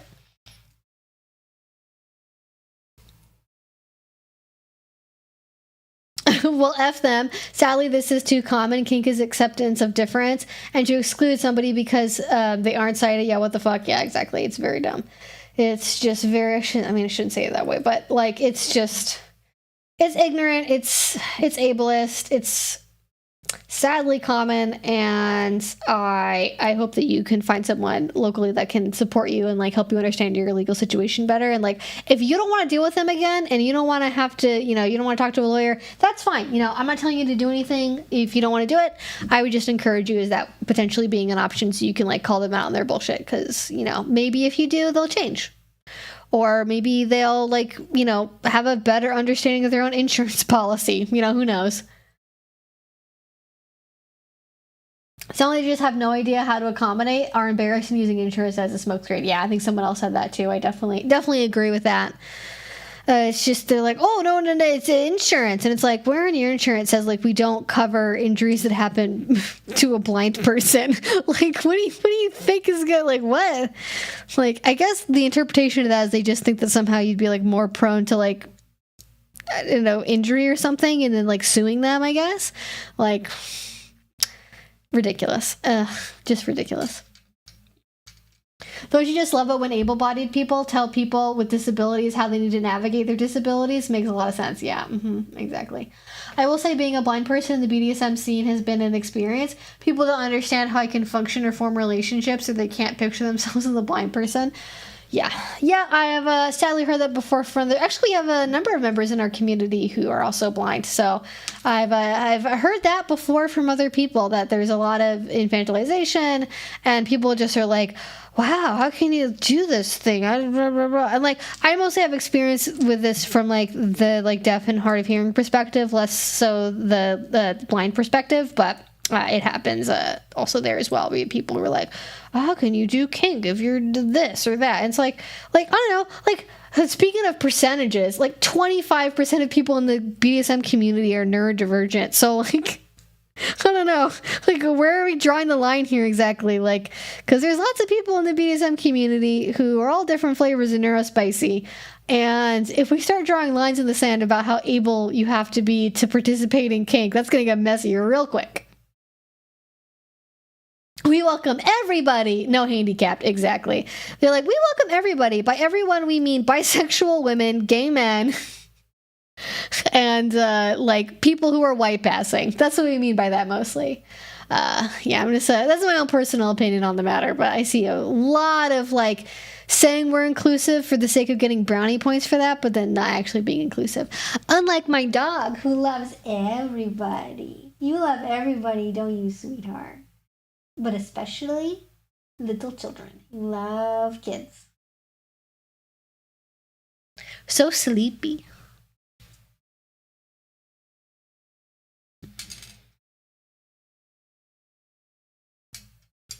I can only imagine. I have heard well, how can you tell if someone is attractive? Which, like, again, wow. Remember, kink people must be hot. Kink people must be hot no matter what. Like, do people not know that, like, you can be attracted to somebody's voice? Or, like, I don't know, as an asexual person, I relate to this, at least to a certain extent, because it's like, you know, oh, how can you tell if you're attracted to someone romantically if you don't find them sexually hot? And it's like, do they respect me? Do we get along? Do we have similar hobbies? Can we have interesting conversations? Do I like how they smell? Do I like how their voice sounds? Yeah,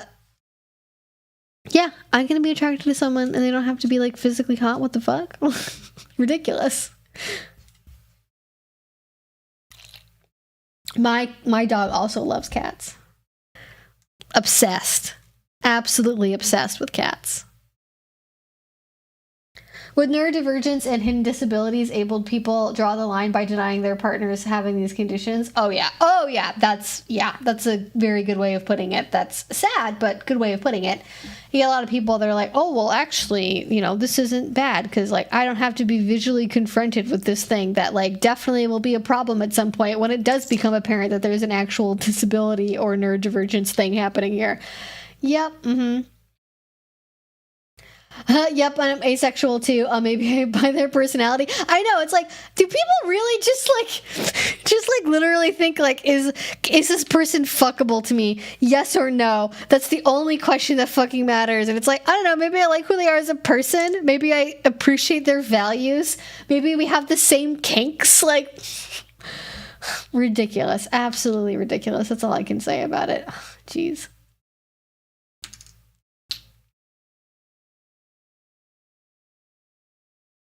Asexuals in the chat for real. I should make an emote that's got the asexual flag on it. That would be cute. And like, not to make it crass, but even non-ace people can enjoy sex without being able to see. Seriously. Oh yeah, that's a whole other thing too, right? It's like, yeah, just because you like what? Like, yeah, just ridiculous. And it's like, people wear blindfolds in kink specifically for the purpose of creating the illusion of not having sight to enhance their experience of physical pleasure. Like, what? What do you mean you don't understand how, like, someone who's blind could, like, enjoy kink? There's people who temporarily remove their sight to make it a better experience for themselves. Oh my god. Yeah. Yeah, and God help you, you've told me kink doesn't have to be sexual. Oh yeah, that's always an eternal fight. Always an eternal fight. People literally fall in love on Love is Blind without seeing their partner, and propose to people without seeing them. Oh, is that what that show's about? I've never seen it before. But yeah, I mean, people get long distance married to someone they met on the internet. People have all kinds of different relationship things going on, and it doesn't have to be just like I find you physically hot directly in front of me.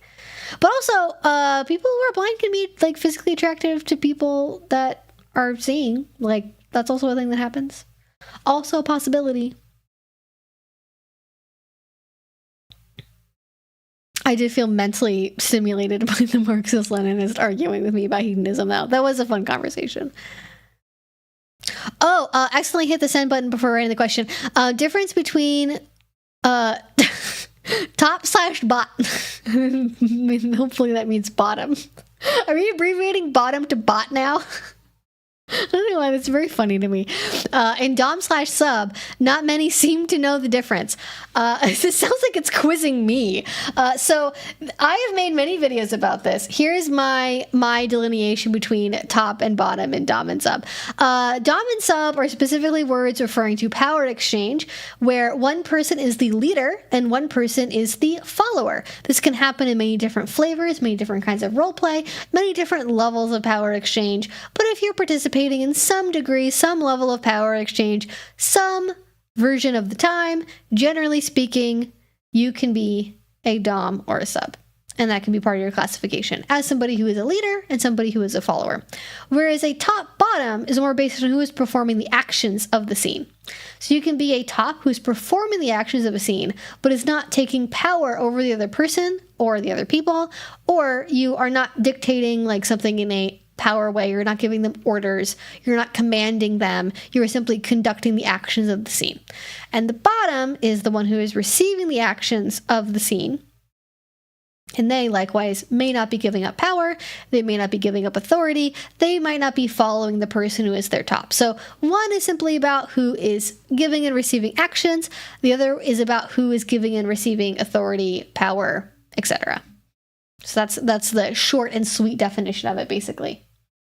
What's your role? I'm bot. It's also spelled B-O-T. It wasn't even two T's. I think that's kind of funny. I like it.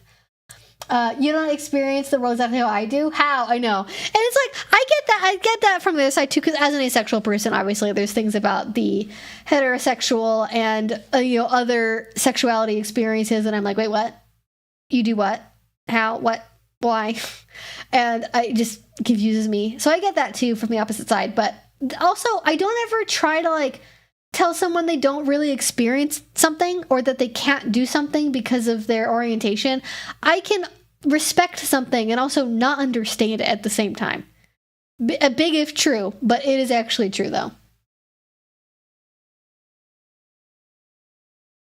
Kind of going on the lines of asexuality here.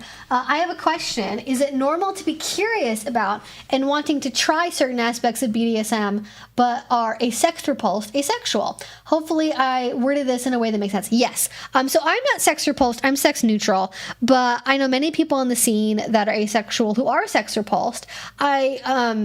Normal can be used to mean a lot of things. Is it common? I would not say it's common. Can it be done? Is it part of the spectrum of BDSM experiences that are possible that people actually do? Absolutely yes. How many people will you meet in the scene that say that they're an asexual who's also sex repulsed? Probably not very many, but they are out there. I know them. They're my friends. I've seen them do many different scenes without including any kind of sex in them. So yes, it is definitely possible. It may be difficult to find play partners who are able to play with kink at the same level that you do, especially depending on the way that your repulsion to sex manifests. Like, are you okay being in a public dungeon where somebody else in your vicinity is like making sexual noises? Are you comfortable being around other people that are naked? There could be barriers there that make it harder to access the kink community because of the way that people normally do things. But, you can still always like go to munches, discussion groups, and like, yeah, sex will come up, but like, when I was in Seattle before the pandemic, like we had a whole munch that was for ace and arrow people. Like there was enough of us just in Seattle to have a whole ace arrow munch that had like, it was like I could barely even go to it because it was in such a busy part of town and had so many people attending it that it was like hard to get in sometimes. But, yeah, it's a thing. People are out there.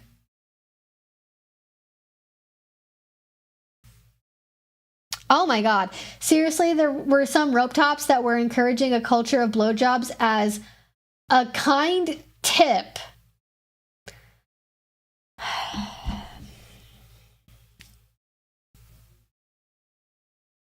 Moment of silence for my last brain cell today.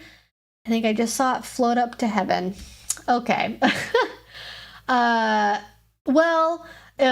rope bunnies were all hot women. Good Lord, I almost admire the gall. Yeah, it's like imagine being so bold. Imagine being that kind of person where you're like, listen, I got an idea. What if, as just a nice thing to do, you gave your rope top a blowjob because they work so hard for you.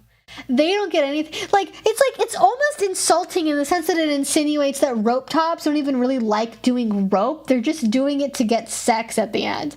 Like, what?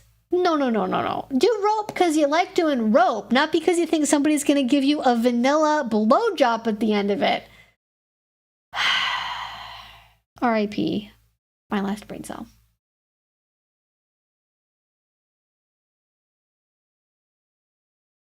I feel like nobody agrees on the exact definition for the terms dom, sub, and top, bottom. They're penetrator, penetratee definitions, the active, passive definition, the power dynamic definition. Okay, I will say this. In kink, they have definitely always been, because I have books going back to the early 90s talking about the definitions of dom, sub versus top, bottom that said just what I'm saying right now. The penetrator, penetratee versus like active versus passive roles, that's a strictly sexual thing that is mostly used in the LGBT plus community that does not really have anything to do with the kink definition at all. Yes, obviously, top bottom is used not only in kink, but originally and first was used in the gay community and then the broader LGBT plus community. And that definition is obviously related to the way that we use it in kink. But in kink, it has been very consistent across decades that top bottom means receiving action versus performing action, whereas dom sub means, like, again, I have like a half dozen books on my bookshelf right now I could turn to, where if I went to the section on the 101 about what makes a top versus the dom, they would say what I just said. It's fairly consistent, I think, on social media and TikTok, where vanilla sexuality, rough sex, and BDSM and queer culture stuff is all smushing together because there's very few lines of separation between them anymore. When all these things are squishing together, these definitions that were based on each other and then separated, they're coming back together again, and then that's causing confusion that did not previously exist. Like, because again, you can be a top or a bottom in kink and never do anything involving sex, never do anything involving penetration. So what does that have to do with the price of fish when it comes to kink? Because kink doesn't inherently mean either one of those things. And then active versus passive, also again, doesn't have anything to do with the price of fish and kink because we're not having sex. It's not about who's... Also, as an asexual person, maybe I don't understand this. I feel like sex should involve two active participants. Is that weird that I like... I feel like even if you're the receptive partner, is there not a degree of activity involved? Like, I don't know. Maybe people do things differently. I thought that's like, whatever, okay? I don't know.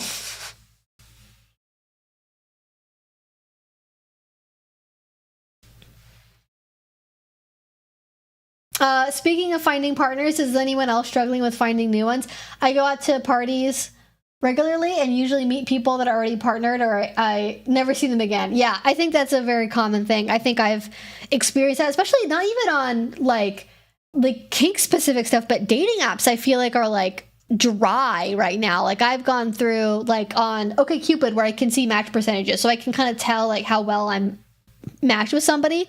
Like OkCupid is like dry. Like there's like no one on there anymore that's like remotely close to my age and that I would also be highly compatible with. Hinge is also pretty dry. Tinder is a fucking nightmare. I never go on Tinder. Field is a little bit okay, but I find on Field I meet a lot of people who say they're kinky, but very few who actually end up executing on actually wanting to do kink stuff, which is disappointing, obviously. And then what else besides that? And obviously, like, you know, in person and dating stuff, which I don't really do that much anymore because, like, I have a very, like, low COVID tolerance. I find people definitely that are willing to do pickup play. A lot of people that love pickup play, a lot of people that love meeting up at parties and events to do pickup play, but converting that into a regular partnership with someone is difficult, to say the least. That's been difficult. I don't know. I think the line of top, bottom, or giving, receiving kind of blurs. Well, then you just like, what about service submission? Like, what about service submission? Like a rope bottom is not just like passively receiving the rope. They're also an active participant in the scene. Like, it's like, what does being active versus being passive means? Because like a masochist who's actively processing pain is not just sitting there and like turning off their brain for an hour and then just like thinking about what they're going to make for dinner tomorrow and just like letting something happen to them. Like they're actively pain processing, they're actively giving nonverbal and verbal feedback to their partner. And a rope bottom is like actively managing their position in the tie, where they're balancing, where they're putting pressure. They're communicating to their partner about how much time they have left. They're maybe maintaining a certain posture or a pose. Maybe they're in a stress position. Like there's I think, again, there's a visual component that people perceive of stuff where they think, oh, the person who's actively like putting on the rope, they're the active participant, and the other person is just like sitting there and doing nothing, and so they have to thank their partner with a blowjob for the gift of receiving this action. When in reality, like bottoms are doing a lot of work, especially internally, or in very minute ways that do not look as overt as putting on a rope, but are still very much active things that you have to do in order to have a good scene, in my opinion. IMO, in my experience.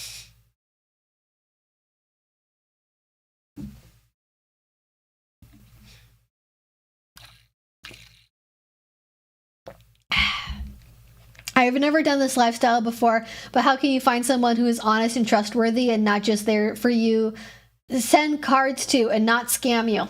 Meet people in real life. If you meet people at I know we just said that it's difficult to meet partners that way sometimes, but if you go to munches, if you go to events, if you go to discussion groups, 99% of the people there will not be scammers. They may not be great people, but they will almost assuredly not be scammers. So that is a good way to make sure you're meeting people who actually like are who they say they are, at the very least.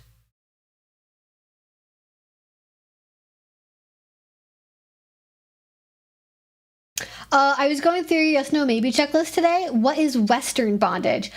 So Western bondage is the style of bondage that was derived in the United States based on what I would call like traditional like pin-up bondage art, as opposed to Shibari, which is the style is based on Japanese rope bondage. They have different aesthetic principles to them. They generally are done in a different way for a different purpose. Western bondage tends to be more associated with like damsel in distress, tends to be more associated with like, sometimes very sexual things or like being helpless, where Shibari is like more associated with like humiliation, revealing things, suspension, things like that. Whereas like Western bondage tends to be more like groundwork, floor work, and like overall like restraint and like being incapacitated. If I had to do very broad strokes on it as a brief overview, but stylistically they look very different from each other. Western bondage tends to involve a lot of very like thick, like parallel overlapping lines. So like multiple wraps going down like the front length of like a forearm or like around the legs, like a hog tie. Like I would consider like the hog tie to be like the pinnacle of like Western bondage, if you want an example of that. So like somebody on the floor, on their stomach, tied back, like a hog would be before you roast them, I guess, with the arms behind them and the legs in the air behind them connected together with rope. Like that's like classic Western bondage.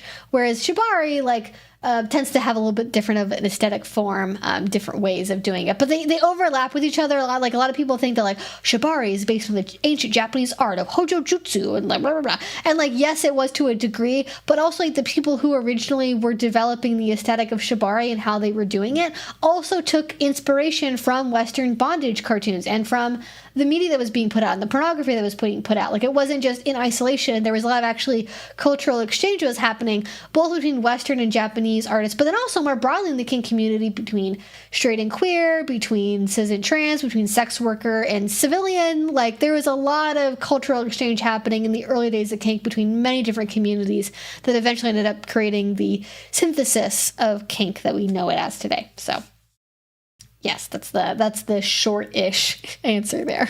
Hopefully that helps. Okay, we got about 15 minutes left, so if you've not asked your question yet, or if not answered it yet, please put it in the chat again, and I will try my best to get to it as soon as possible. How do I get into learning about BDSM and the roles without finding a partner? I ask because I am dating someone and don't want a BDSM partner. How do you learn about BDSM and the roles without finding a partner? Okay, so I would say you're probably doing what you need to be doing for that if you were on my channel. So if you want to learn about BDSM and the roles without finding a partner, books are great, podcasts are great, taking online classes could be great if you like those, listening to my videos, watching other people's videos, another great option there. That's mostly how I would do things if you want to learn about BDSM without actually wanting to date a BDSM partner because you have another relationship right now.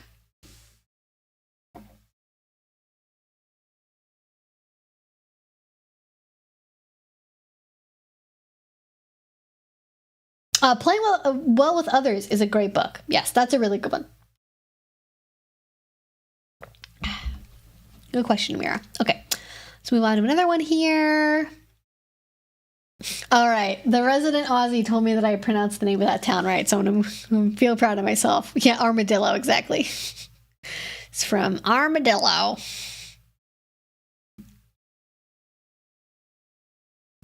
I've seen a lot of people online referring to power exchange in general as TPE. There's my other brain cell. Now I don't have any brain cells left. Jeez, that's not fair. I have no idea how much of a commitment and how much power transfer it truly entails. This is a problem. Fantasy versus reality, folks. A lot of people think that all BDSM is all power exchange and all like extreme masochism. And like, it's not, people, it's not. Not all power exchange is total power exchange. It can exist in so many different forms, and it's frustrating that people conflate all of them all together.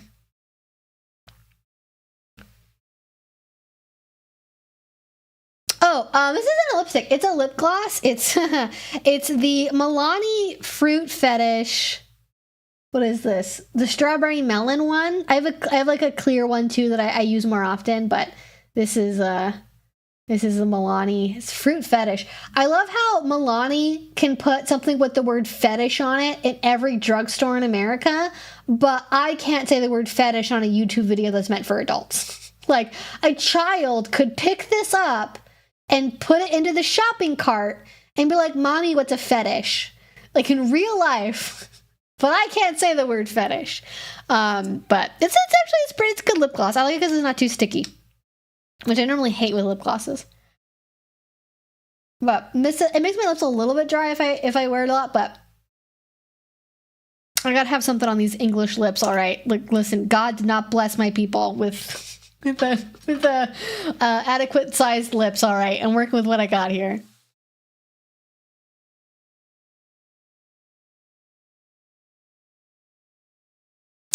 Colleen says you're very helpful and you are super cool. I hope you enjoy the rest of your day. Thank you. I appreciate it. I wish I found your videos earlier in my journey. I'm a few months out of a 5-year total power change relationship that I'm now processing and working through how not okay so much of my relationship was. Summer, do I have a book for you? I literally just got done reading. So I have another book that's like worth recommending that I can like pick up here. It's in my pile.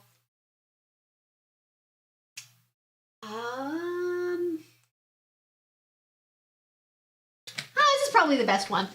So I just got done reading this.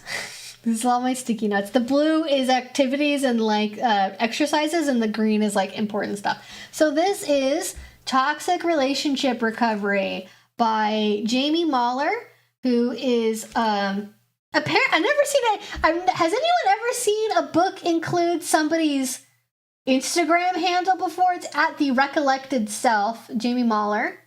It's called Toxic Relationship Recovery. It's a short book. It's like, I think it's about 300 pages. Or actually, no, it's the actual text itself is exactly 200 pages. So it's a pretty quick read. I read this in about like 2 days, off and on over those 2 days. It's pretty good. And the reason I really like this is because half of the book is sort of about exploring like what happened to you, why it happened, and the framework that the relationship existed in, and like helping you come to terms with like how and why it was toxic, basically. Then the second half of the book is tools. That's the recovery part of this, of helping yourself heal from what happened and come to terms with what happened with you. So if you, like, there's lots of other books. This is the first time I've read a book about, like, the toxic relationship recovery. So I'm not familiar with what else is out there, but I really enjoyed this. This was a really, really good book. I'm really glad that I read it. And obviously I have a lot of notes in this I really liked.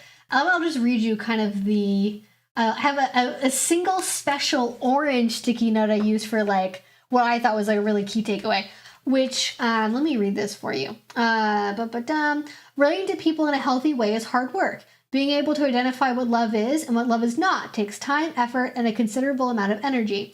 In this book, you're in the process of learning how to recover from a harmful relationship, and you are learning how to develop a deeply connected, radically honest, and authentic relationship with yourself. And I felt like that was such a beautiful way of putting it. And I've said this before, I'm working on doing a video, I think, at some point where, because I've read so many relationship books, so many like sex advice books, and I really feel like this is a distillation of not everything that I think is a core lesson from those books, but certainly is a big part of it, which is the connectivity, the radical honesty, the authenticity, not only with yourself, but with others. Those are really key things to have. And I really thought that was like a beautiful way of saying it, because it absolutely resonated with me and like how I think about like how you do healthy relationships. So obviously not a kink book, but certainly one that I think is good for maybe what you want to look for summer if you're still in the chat at this point. But I actually recommended this on Instagram when I finished reading it because I thought it was really good. So yeah, I don't know. I'm always like, I like reading. I have like a whole stack of other relationship books and like sex books I'm reading for this year, but I'm always really pleasantly surprised when I find something like this that I know I can recommend, because obviously, you know, in kink, there's not a like kink toxic relationship recovery book that I would recommend to people, because that book doesn't exist yet. But in the interim, Vanilla Advice can actually do a really good job when we don't have access to anything else. The number of sticky notes, I know, so many. I'm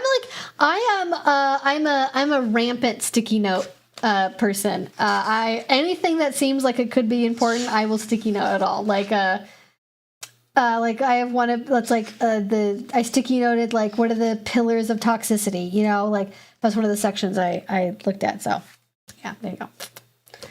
Toxic relationship recovery.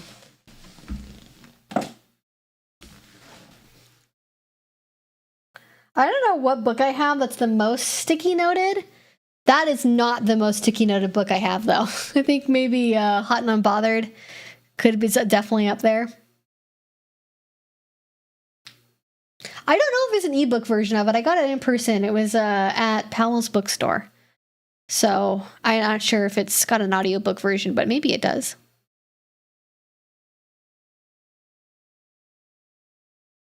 But I'm very sorry you went through that summer. I know that, especially if you're going through a relationship recovery that involves power change, is a very slow and painful process, and it takes a lot of time to get through that. I've been there before, and, you know, in a somewhat public way, I had to go through that, and it's rough, and I feel you on that.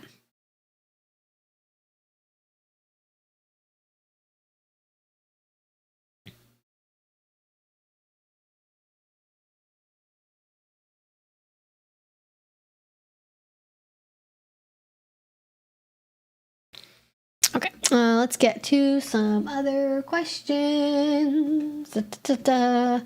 How quick these streams go by. My goodness, how quick they go by.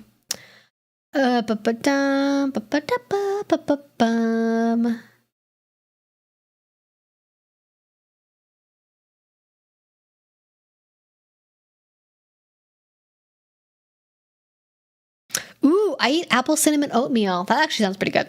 With protein powder and a carrot lentil soup. I do love a good carrot soup. I love actually butternut squash soup. I don't really normally like squash. It's just like by itself in a dish, but as a soup, it's pretty good. I think you answered the question about the consent stuff. Talking about chocolate.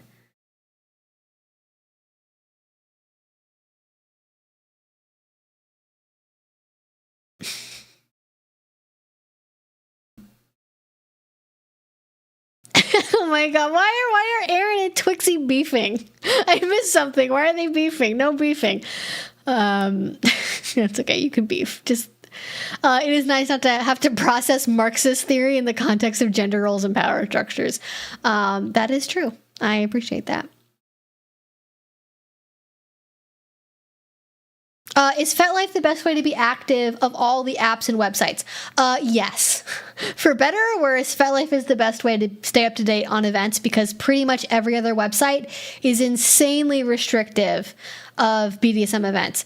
Yes, there are events on like Eventbrite, for example, but it's very hard to find them. Or like on Meetup, there's like no kink events at all on like Meetup, for example. So FetLife is still the best way to find places to go to, find events to go to. And, it has issues, but not always the best. The autofocus on this camera is pretty fucking good.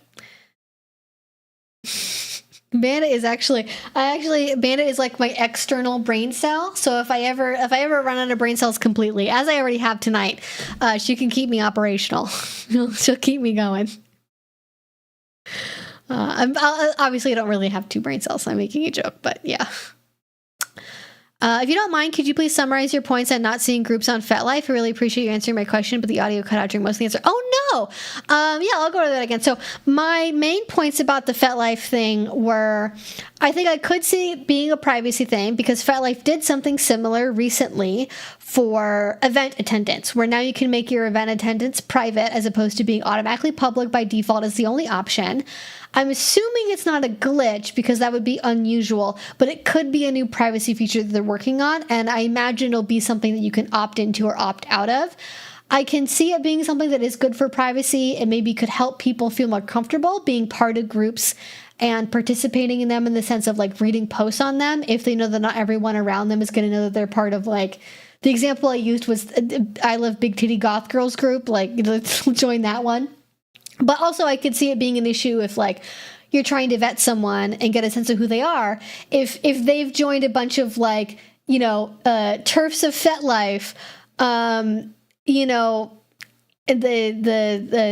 conservatives, conservatives in Massachusetts, that are kinky. If they join a bunch of groups that tell you what their personality is or what their behavior might be like, and suddenly that all that is invisible, that may hinder you in your ability to analyze someone and give you a clear picture of who they are and what they're about. So that's my tight answer on that. So hopefully that helps.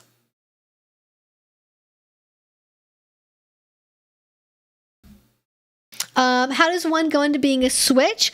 I'm sub-leaning, but am wanting to learn how to be more dominant and want the option to switch back and forth between dom and sub with my partner. Okay, so you want to switch with the same person, and you want to learn being a switch. Okay, so I would start out, and people will approach this different ways. But because you are actively wanting to learn how to lean into it, and it's not maybe super natural for you yet, I would come up with like concrete times where you are going to be in dom mode. Like maybe you agree that like on Saturday night, you're going to be in dom mode, and we're going to do something that maybe helps you explore your dominant side. And you can experiment with different things, right? Like that could be receiving service. That could be your partner being your footstool. That could be doing some kind of impact play. That could be doing some kind of verbal humiliation. Just like trialing different things, maybe seeing what flavors of domination you enjoy or don't enjoy, or that work with your partner or don't work with your partner, different forms of role play, so on and so forth, as long as it's negotiated up front that like your partner is okay exploring whatever those things look like with you. In terms of figuring out how to lean more into your dominant side, I recommend experimenting with different types of fashion, different makeup, different hairstyles, different mood music to get you pumped up. You can experiment over time and find out that, this certain kind of outfit, this color, this type of shoe that I'm wearing, the way I style my hair, that helps me switch between my submissive versus my dominant headspace. Like maybe as a submissive, you're really into being like, totally naked, hair in a braid, wearing a collar, all that. That's like basically, how you do your sub side. Whereas maybe your dominant side is like you like wearing like a a hot like business suit with like lingerie underneath or whatever, or maybe you like wearing like latex, like a really like tight latex outfit, or wearing a corset, or you know, you like wearing really like decadent clothing, you know, you like wearing like a big faux fur jacket or something. So different things, different colors maybe can help you not only separate between your mental headspace between dom and sub as you go between them, but then also between like what help you get into the headspace of being dominant to begin with in the first place. But also in terms of being a dom or a sub, it depends. Like, are you, do you want to be a sub who becomes a dominant, or do you want to be a sub who tops sometimes? Because that's another thing to figure out as well. Because if you don't actually want to have, you know, your partner submit to you, but maybe you want to be able to play with things as a top, like you want to be able to cause someone else pain, you want to experiment with different types of impact play, you know, that's a different thing to consider there as well. I think most people I know who are submissives who also switch, a lot of them are submissives who switch to be tops, so maybe don't necessarily dominate anyone else. But that's probably how I would go about it. Recommendations of where to learn about getting into open relationships for the first time, specifically where two people are romantically committed and allowing to sleep with other people. Okay, so definitely very much open relationship, not polyamory, which is less so my area. My favorite book is Tristan Taormino's Opening Up. I really enjoy that. If you've not read that, I would pick that one up for sure. I would also read Polysecure. And it's, I think there's a sequel now. So there's Polysecure, and that's by, I want to make sure I give you the right author. It's, I think, Jessica Fern, but I want to make sure. Yes.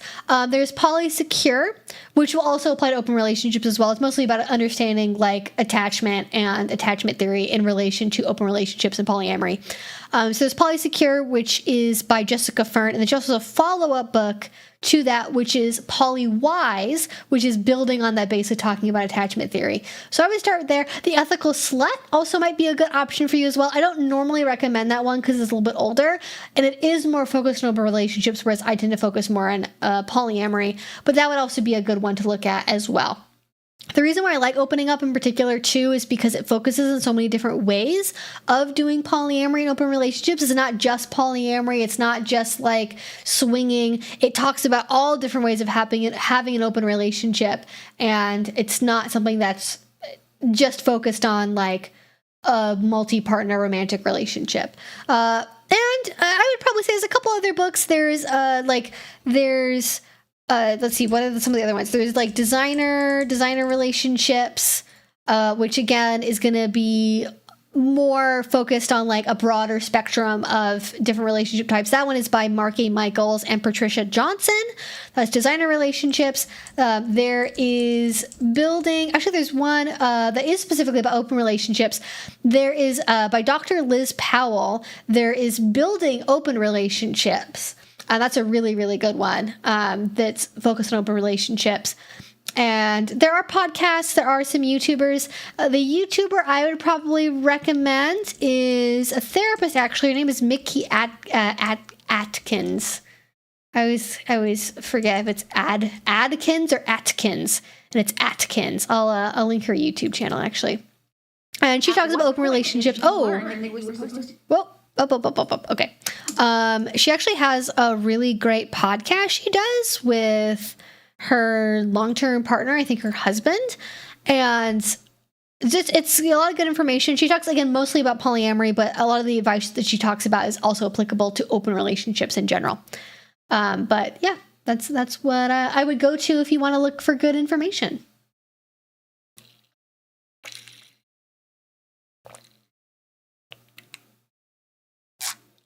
I want to actively be dominant with my partner, but don't know what I would want my partner to do. As for fashion, I don't think there would be much difference between my dom and sub for me. Okay, that's fair. But I think sometimes having separation can be helpful for people. But I would say if you don't know what you want your partner to do, I would maybe sit down, if you've not gone back over a yes, no, maybe checklist in a while, maybe go through that again and try to answer it from the perspective of your dominant side and see if there's anything in it that sparks any kind of curiosity, sparks interest, sparks, ooh, that feels good. That feels kind of hot to me. I want to see what that would be like. And like picture you doing those activities with your partner. And if you still don't know what to do, you can always start with what your partner is comfortable with and take ideas from them, and they could say, well, I'd be open to trying this, or I'd be okay if you did this to me. And you can just start with where your partner is comfortable.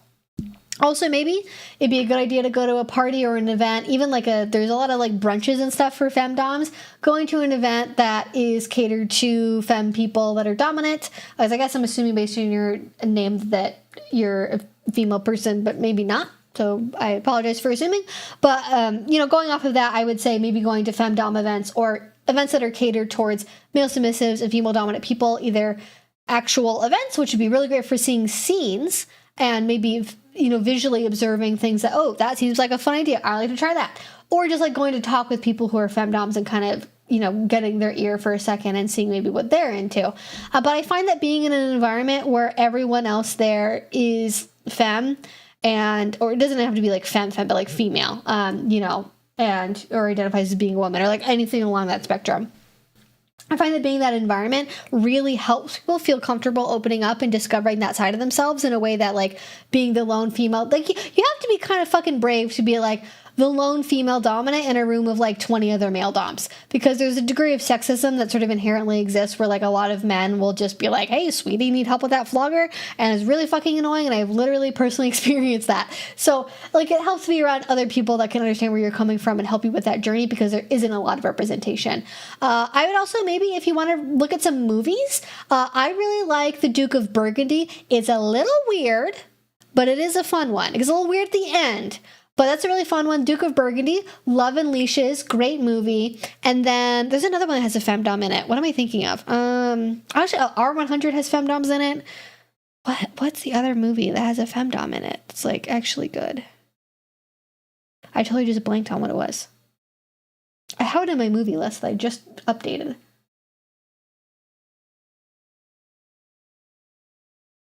Oh, it's a YouTube series. It's like Mercy Mistress, I think. Or Mistress May I or something. We watched it on like my Patreon streams like a long time ago. No, that's not what I'm looking for. Right, let me find this for a second.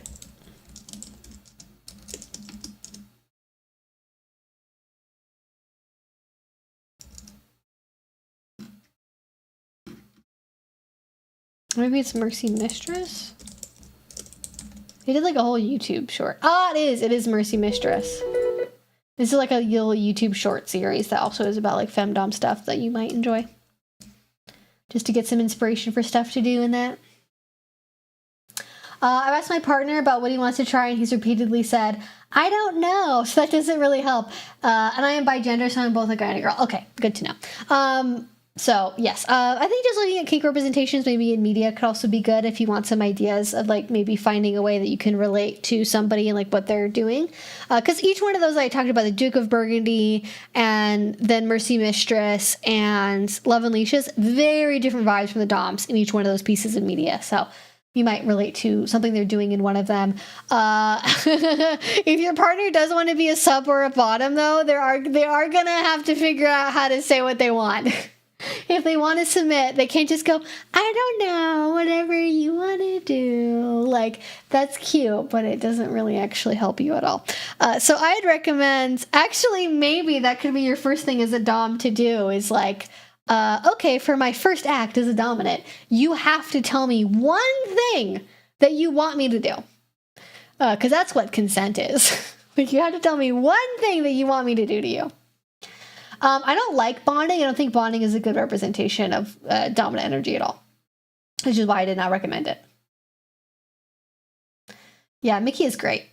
She is very funny. I like her. I don't really watch her like media reactions at all, so I can't speak to that part, but her advice videos are pretty good.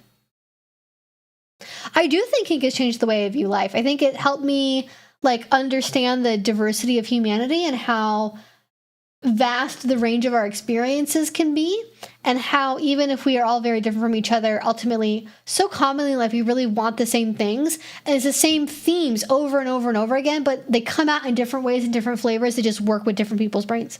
I think it's really helped me like not be as judgmental and like just help me understand that, you know, everyone's different and that's okay. My partner is also a switch. Well, the switch doesn't matter if they're a bottom switch or they're switching to be a sub. They got to figure out, if they are a switch, they should be able to tell you one thing that they want you to do. And it's really hard. They can write it on a post-it note. They can put it on a whiteboard. They can write it in an email. They can do semaphore. They can find some way to communicate this. If it's a nerves issue, if they're worried about it, find some way to communicate. But they have to say one thing. I think I speak for all doms in the chat when I say that, like, dominants need subs and bottoms to say one thing that they want, to give us a crumb. Dear God, tell us one thing that you want us to do. Give us something to work with. Mercy, please.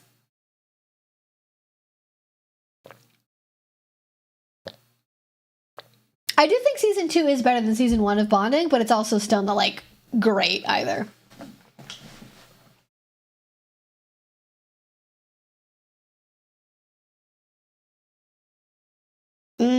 I don't think that a true sub always has to only be a sub. I think switching is very valid. Like, what year is this? 1985? Like, get with the program here, people. Switches are real. Hate to break it to you. Hate to break it to you. They are real. But I'm kind of joking around, but, like, seriously though, like, it's like, how can you genuinely establish consent with someone if they just say that they don't know what they want? Pick something out of a hat and then to be like, okay, great, we're doing this. Get together. Like, if you both are like, I don't know what to do, we're confused, remove all active choice. Put together, like, write down on pieces of paper 20 things that are something that you would feel comfortable trying with your current skill set. Put them in a hat, and then either you pick one or have them pick one. Congrats, that's what you're doing. If you can't choose and you really want to do something, remove the ability to choose. Make it random. And then you'll either know in that moment, the second you read it, oh, I really don't want to do that, or like, okay, let's try it. And hopefully that'll give you some place to start with, but you got to start somewhere. But it could be really simple. It could be like walking them on a leash. It could be them being a footstool. It could be them worshiping your feet. It could be so many different things. It doesn't have to be just like super painful or intense humiliation. It could start out very light and be very specific, but it has to be something, in my opinion. But in any case, it is almost 15 after here. So I am going to be wrapping up now. I'm just going to see if there's real quick any other short questions I can ask before we wrap up for the evening. This has been a fantastic lecture, everyone. Thank you so much. I really appreciate you all being here. If you want to make sure you can join us in the chat using our emotes next time, I hope that you will join us next Friday. Join the membership. It's literally 99 cents. It is cheaper than a single hard shell taco at Taco Bell. That is the value I'm bringing to you. It is only 99 cents because I have no physical way to make emotes free. So they have to be some kind of price. But I hope that you all will appreciate them because I very much enjoyed having them made.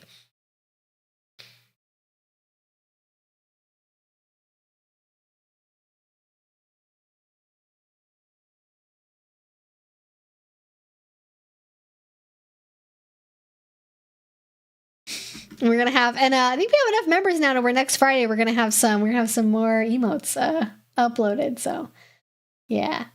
Okay, just making sure I'm not missing anything of critical importance. Any follow-up things for what we were talking about earlier. We talked about getting into open relationships. How is sex different for people with ADHD? Do they get easily distracted during sex? I'm assuming that is not universal. I don't know I don't have ADHD, so you're asking the wrong girlfriend. But I generally think with the partners I've had with ADHD, sex is like the thing that they can focus on because it's so like, they can focus on it because it's such a high reward experience that it helps them stay focused, which is similar to kink as well.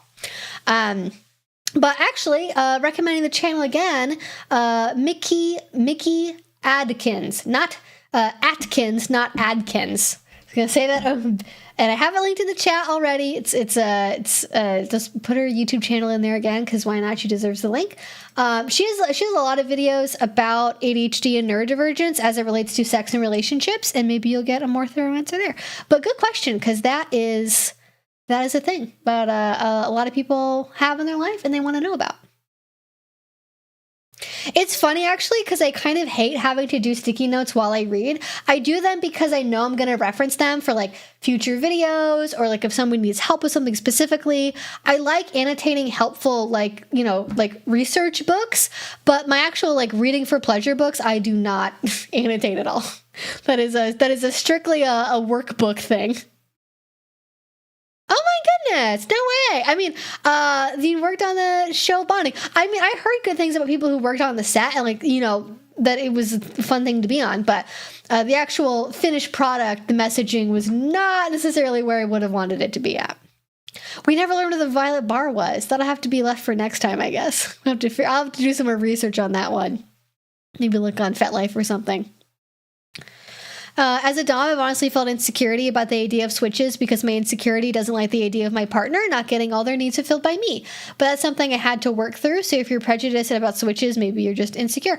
I mean, a lot of people's discomfort about things comes from a place of insecurity or other types of intense negative emotion that they're not really able to process. So, you know, I don't like telling anyone, well, you're just insecure. Like, I'm not going to tell you what your feelings are, but I would encourage you to reflect on the fact that oftentimes deep feelings of hatred and discomfort come from a place of sadness, anger, insecurity, jealousy, envy, etc., because you just don't have a positive way to be able to sit and process those feelings as of that moment in time.